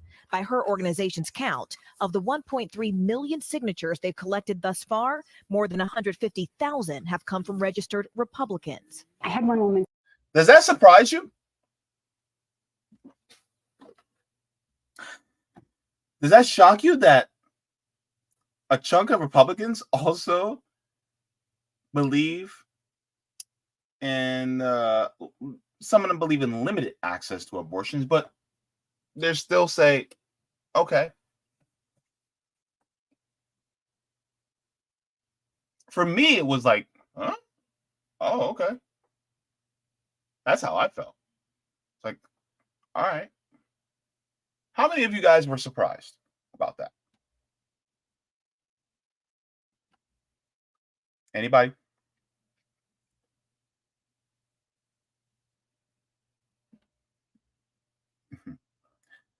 All right, let's continue. Would say to me, you know, I was in a room full of Republican women when we heard that Roe v. Wade was overturned, and it was like being at a funeral. They'd all been through this battle before. They thought it was settled. Are you both registered Republicans? Yes. Yes. And there are voices behind those numbers. Carol Whitmore was introduced to us by the Florida Women's Freedom Coalition. To say that women can't make this very important decision in their life is atrocious. So you will be surprised, and you will hear there are a lot of Republicans that support what Jamie and I do. Her friend, Jamie Carter, is unaffiliated with the organization, but has signed a petition in favor of the amendment.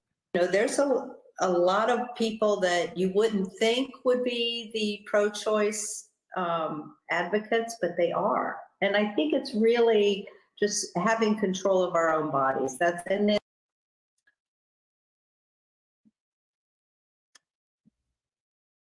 pandemic woke up a lot of people, especially who consider themselves to be Republicans. Why? Because a lot of people said, we want to have control over our own bodies. And some people who were Republicans, they felt this way the whole time. They weren't awakened to this. And some of them probably, already had this thought, already had this idea, this opinion before the pandemic. But some probably came to this conclusion post-pandemic. The ability to have a choice over your own bodies. So not all Republicans would be on board to keep abortion so restrictive. But this just goes to show where if it is in the hands of the people, then guess what happens? The people say what they want, how they want their state to be ran, not the politicians. I think that's important. Let's continue. Take it away, lady in the striped shirt. having control of our own bodies. And the government overreach is huge right now. Mm-hmm. What do you all think happens if the Republican Party as a whole doesn't see this issue the way that you do? I think the national level, they're realizing they're not going to win this battle. And it's not just women. Former state representative Carlos Lacasa and Ed Williamson, a prominent local businessman, are also donating time and money to the petition cause. Both are registered Republicans. Why do you think it's important that you speak out as men on this issue? I expect my privacy rights to be respected by the government. I don't want to be forced to be vaccinated. And for that reason, I think that a woman's right to choose is fundamental and should be defended. Carlos is right. And of course, The right to an abortion, I think, is one of those things that the government's got no business being into.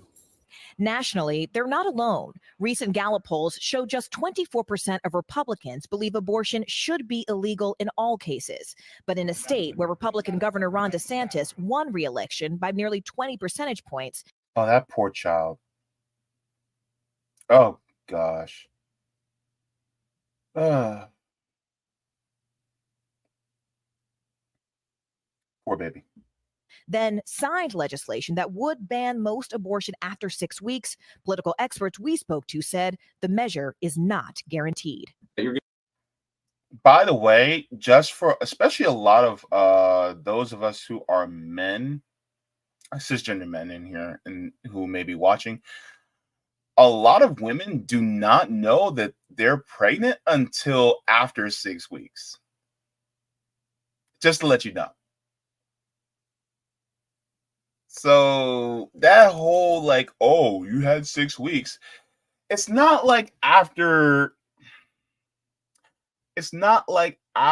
you have, conception happens, you suddenly realize it and feel it. It's like, oh, I think the egg in me just got fertilized. Oh my God, I think I'm pregnant. They don't know all that just yet. Like, some of them don't know till they miss that next period. And it could be a whole month before that. It could be 4 weeks, 28 days, maybe more. And then it's like, oh man, my period was supposed to come last week and it didn't come. And then a week and a half, guess what? It's like, oh, I think I missed it. Then they go, oh, well, let me go take a pregnancy test. And then by the time they take a pregnancy test, if they feel like they need to get an abortion, guess what? They can't because it's been 6 weeks already.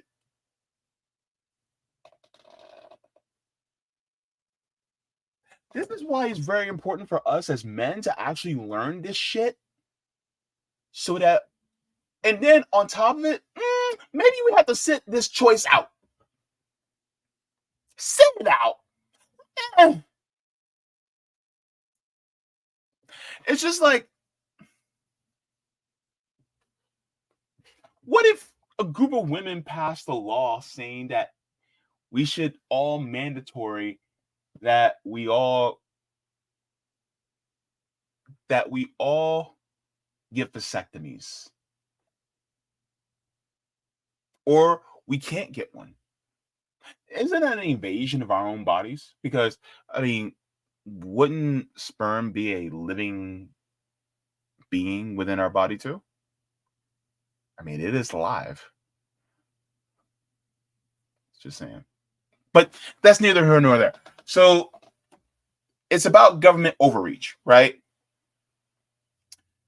So if it makes it harder for us to be able to pass laws as a majority, then wouldn't that also be government overreach? Why in the world would we give more power over to the government when in reality it should be more in the power, it should be more in the hands of us as the people?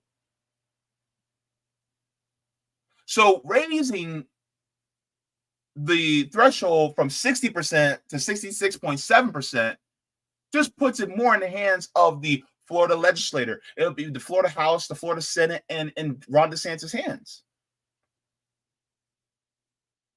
I'm going to say it like Captain America said in Civil War. The safest hands are still our own.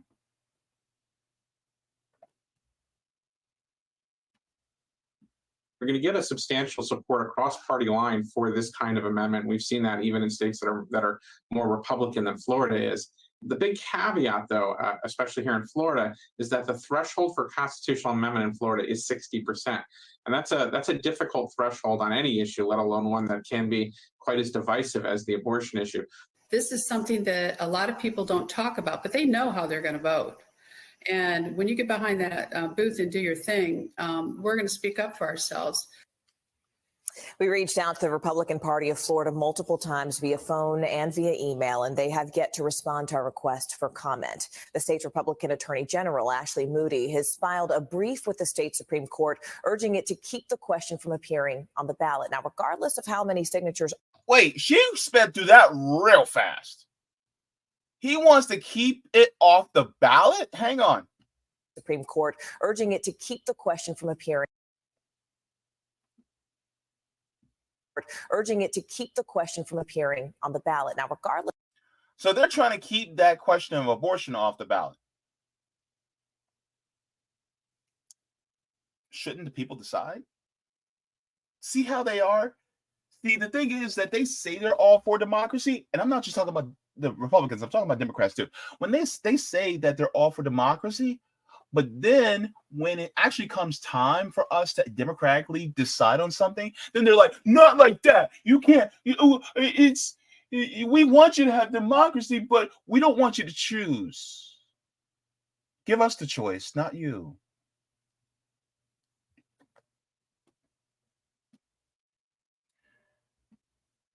Hunty. List of how many signatures are in fact collected. And as for that 6-week abortion ban, it's still on hold pending a state Supreme Court decision on Florida's current 15-week ban, which went into effect in 2022. But no matter the outcome, if this ballot measure were to pass in 2024, then both laws would be automatically invalidated.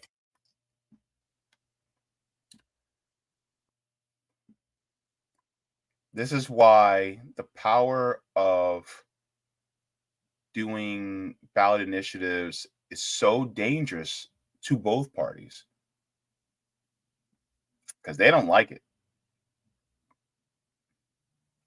So I'm going to go to this article that Roger Meadows sent to me. Let's just take a look at that really quick before we continue. All right. So thank you very much for this, Roger. It says, breaking the ballot, Republican state lawmakers are enthusiastic practitioners of direct democracy backsliding. Can voters hold them off? As in Arkansas, Republican state lawmakers have started going after the most dangerous political opponents, their own voters. They can't quite comprehend why voters deliver wins on controversial ballot measures like legalizing medical marijuana and implementing graduated minimum wage. Some of the poorest Americans now earn some of the highest minimum wage rates in the South at $11 per hour after voting by staggering margin almost 6 years ago to give themselves a pay hike.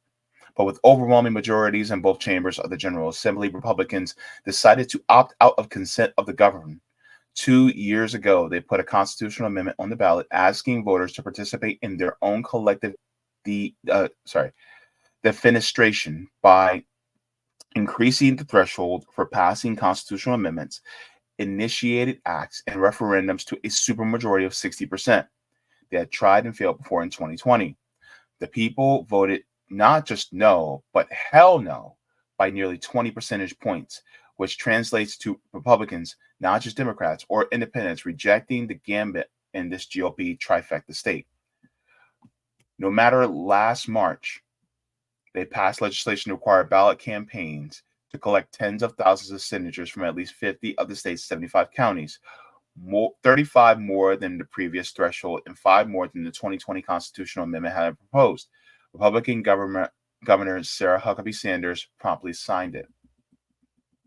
It says recruiting enough people to collect the necessary signatures from registered voters in a state that has some of the lowest voter turnout and registration rates in normal elections. National election was a monumental challenge even before Republican lawmakers changed the rules. In Arkansas, canvassers cannot be paid per signature and must be both citizens and state residents and must pass a criminal background check.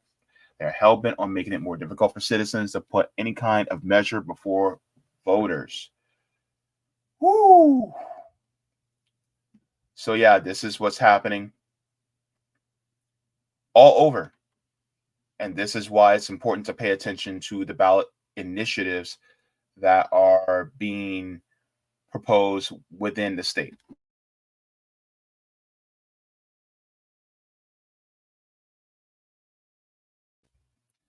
Because the problem is that they constantly do not want you to have that power within your hands. Because they know that you're going to go the opposite direction of corporations. These politicians, they are at the behest of corporations. And so, for instance, like when we passed the $15 an hour minimum wage here in Florida, the corporations hated us for that. But what could they do? Absolutely nothing. Because when we said, no, you guys are going to pay us more per hour, they had no choice. So the only way that they can take that away is by saying, okay, make it more difficult for you guys to be able to raise the minimum wage. But they literally have to ask us to make our choice more difficult. Guess what we're going to do? We're going to say hell no. Because ultimately, the safest hands are still our own. And this is why it is so important for us to pay attention to ballot initiatives that are going on our ballot in election years, whether it's this year or in 2026, because we also have to pay attention during off national election years, because it may happen then too, where they may sneak something under the radar. And this isn't just limited to Republicans, this is also Democrats too, because they are also in bed with the corporations. So this is why it's important.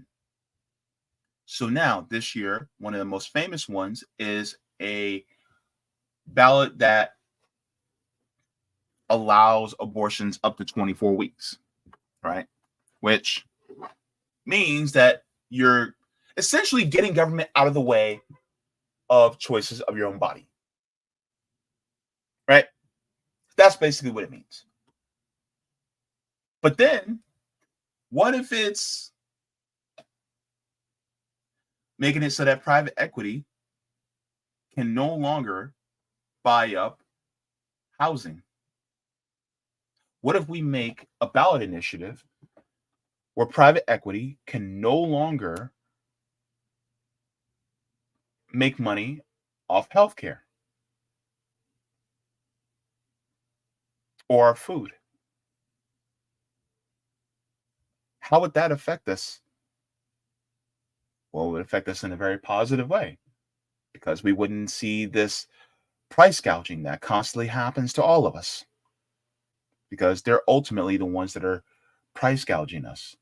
And a lot of these firms, a lot of these investment firms like Vanguard, BlackRock, and State Street, they're the ones who are constantly pushing for these prices to go up.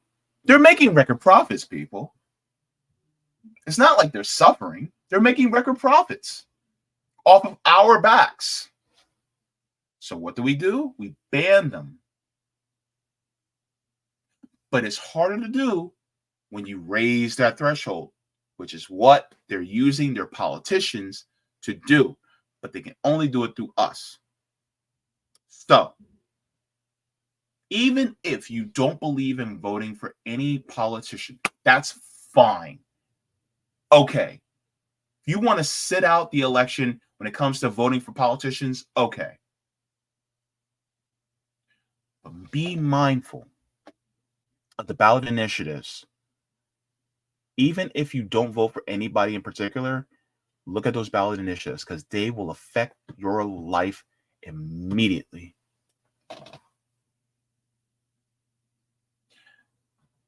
Of course, we want a revolution in this country in order to change things so that our material conditions are better. Voting for ballot initiatives that actually favor us as a people can mitigate some of the harm that's being done to us by the corporate powers that are puppeting our politicians. So this is the reason why I have focused on this, because we're mitigating the damage done to us. Mitigating the damage that's done to our unhoused neighbors, mitigating the damage that's done to people who are disabled, mitigating the damage that's done to those of us who earn a paycheck, who are housing insecure, mitigating the damage done to us when it comes to our digital rights. This is why paying attention to ballot initiatives is so important. And then on top of that, you can also get some wins, because some of these wins can also make it easier for those of us who haven't been, our eyes been open, where we can see, wait, hey, the state can do this. What more can the state do for us? Maybe we can do a public bank. Maybe, just maybe, we can do something that makes it so that kids don't have to pay for lunch at school anymore on a statewide level. Here in Orange County, Florida, our kids don't pay for lunch. They passed that back in June of 2023. So for the rest of this year, at least, if you don't make that much, or if you're in the in-between, in that gap, you don't have to pay for lunch. Even kids that are well-to-do, they don't have to pay for lunch. Nobody has to. It's all paid through taxation. Meaning all the kids get to eat. Nobody's left out. What if we can do that for healthcare on a statewide level? What if we can do that for housing? What if we could legalize psilocybins? What if we can legalize cannabis so that it gives police less power to put us into those modern day plantations that we call prison? Pay attention to ballot initiatives. Okay? That's what's important. So I'm going to share this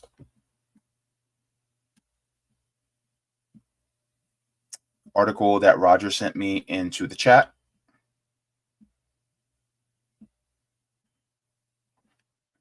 Thank you so very much for that, Roger. And now, Roger, I'm going to read your comments. So now that we went through that, let's go into the chat.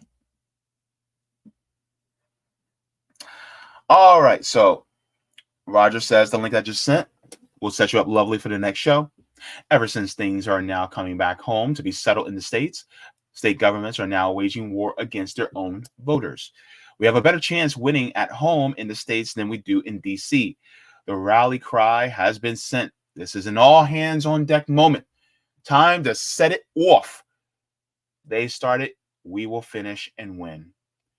I didn't read the article yet, waiting for your show to finish, but I am assuming the title from Governor Huckabee don't like. When Florida legislator puts an initiative before voters to ratify it, requires 60% approval by Florida legislator to get on the ballot. Same when voters put it on the ballot, but to raise new taxes via CBI, 66% require. Watch those old number November year elections. Watch those odd number November year elections as well as special elections also, people. California legislators snuck a leg ballot initiative on the ballot this March, pushed by California Business Roundtable and Chamber of Commerce. Yeah, we also have to watch out for those special elections too, because they are sneaky. They will put that stuff under your nose, and then next thing you know, you lose more power.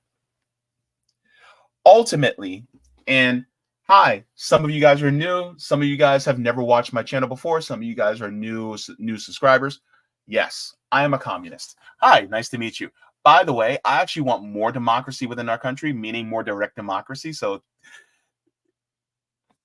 I want you guys to have more ballot initiatives. so that you guys can actually determine what you want for your country. In fact, I love democracy so much, I actually want more democracy in the workplace. See, I want you guys to be able to dictate democratically how your workplace even operates.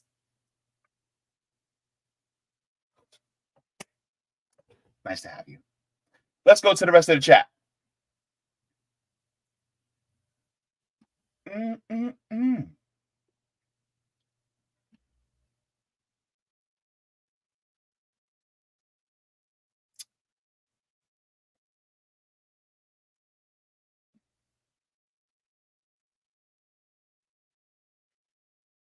Oh, wait.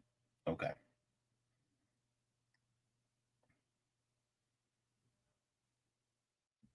Let me see here.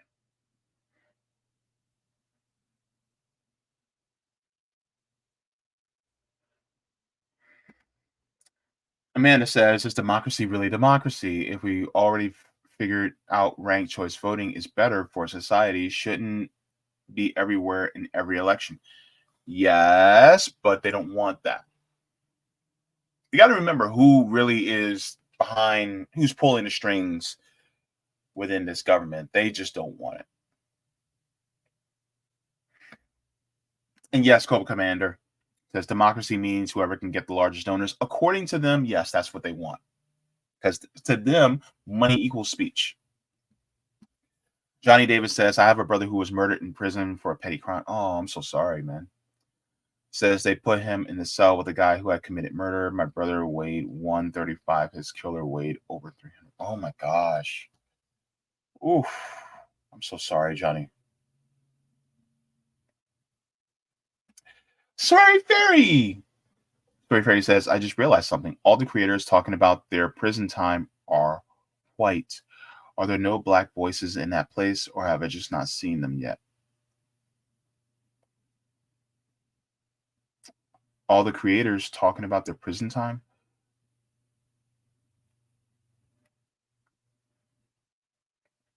Oh, you mean the people who are talking about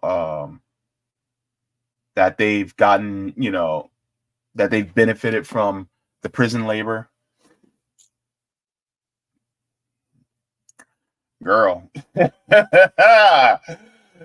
Interesting.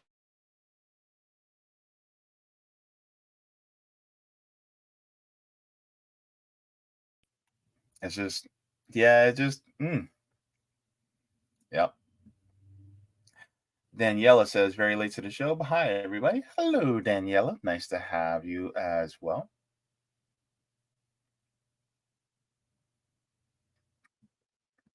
Rondo Ellisworth says, should be $30 now. Oh, you talking about the minimum wage? Oh, see?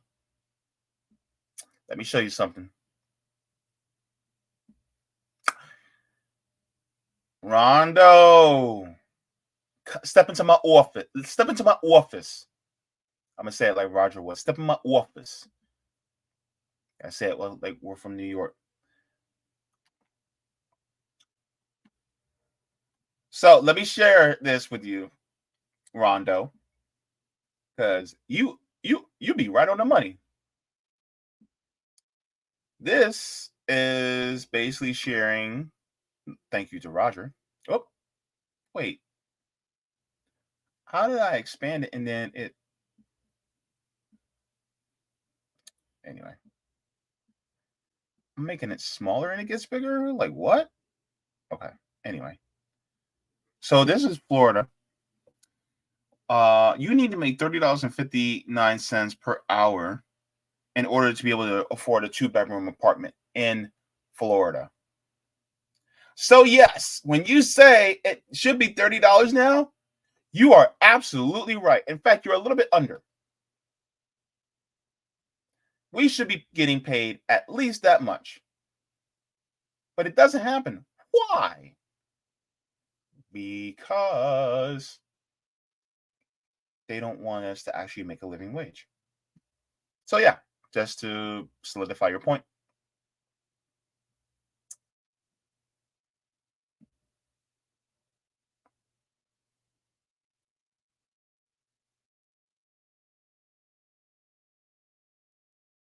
Yep.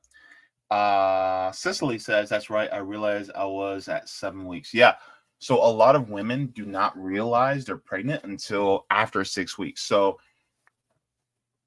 trying to mandate that abortion shouldn't be until up to 6 weeks means you should know you're pregnant before you miss your period. What sense does that make? And that's government overreach. Nah, you don't do that. And yes, Bryce, you should have wrapped it up. Bad Bryce. Bad Bryce. All right. Grigor says, like Carlin said, these evangelicals aren't pro-life, they're pro-birth and couldn't give a ish about the kid after it's born. By the way, Catholics actually used to perform abortions. Yep. Jacqueline says, even if a woman did find out she was pregnant before the 6 weeks was up, how is she going to arrange for an abortion in time? She has very small window of opportunity. Yep. It's also true.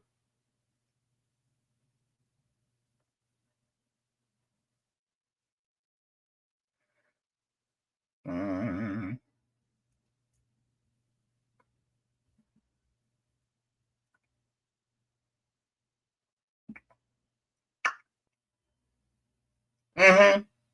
Yep.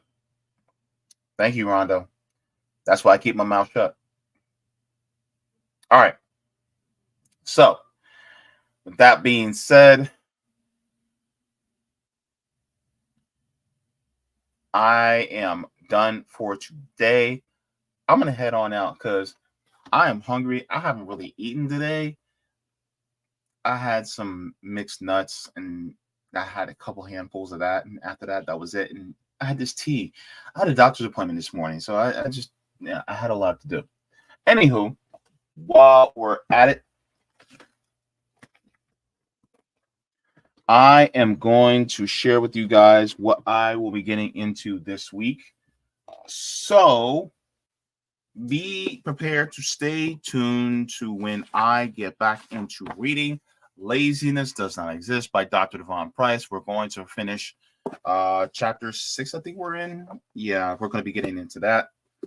So I cannot wait. Also, we're going to be finishing.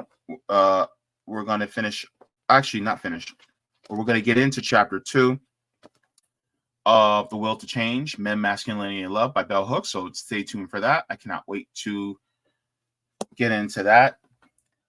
Bryce, you're not throwing me off my game today. Don't you dare, Bryce. I'm not letting you do this to me.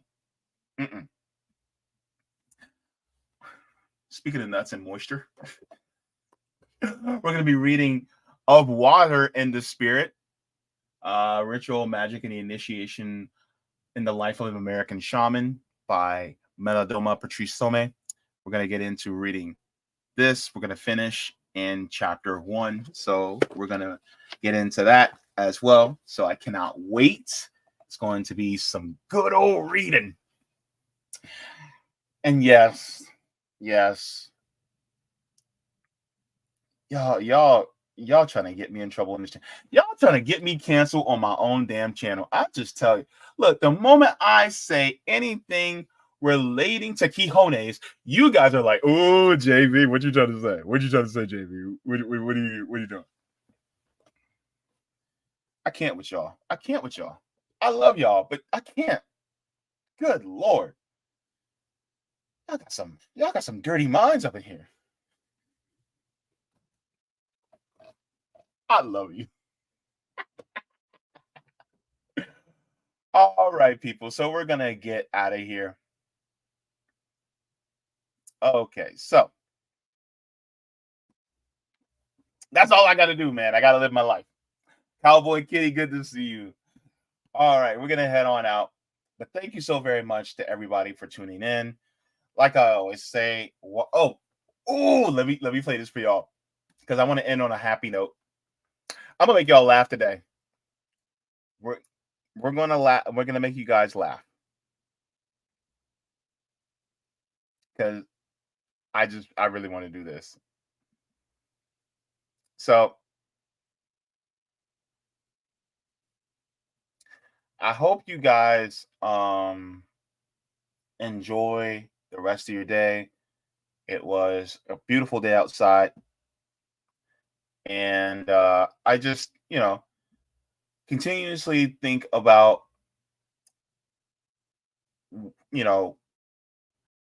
how you speak to yourself.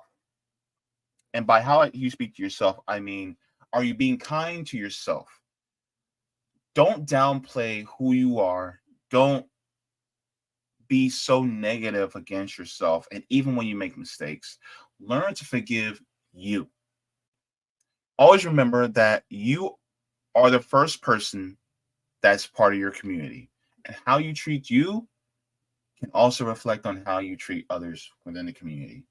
So be kind to yourself as well, because this system wants you to be unkind. All right? Look yourself in the mirror, get plenty of sleep, try to eat as healthy as you can, if you can. And look, water your plants, water yourselves. Leave the world better than you found him. Shout out to you, Leroy. Smoke him if you got him. Drink him if you got him. And if you got him, watch something funny. Watch something hilarious, because joy is revolutionary. And look, forehead kisses to every single one of you. I hope you guys have yourself a great and wonderful day. Hope you guys laugh at this. And I will see you all in the next one. Take care. Goodbye.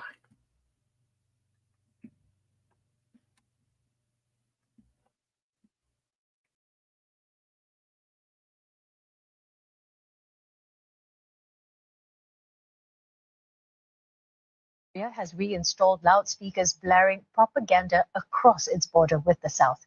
Did you wash your ass today? North Korea has reinstalled loudspeakers blaring propaganda across its border with the South.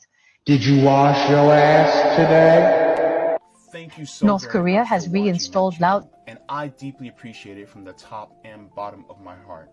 If you wish to support the channel further, so I can keep bringing you content that is educational and informative, you can become a patron on patreon.com/Jaybefaunt. You can find that link in the pinned comment or in the description below. No matter what you give, you'll be supporting independent media and education that helps make the world better. Thank you so much, and you can watch more of my content here. Mwah. Forehead kisses, and have a beautiful day.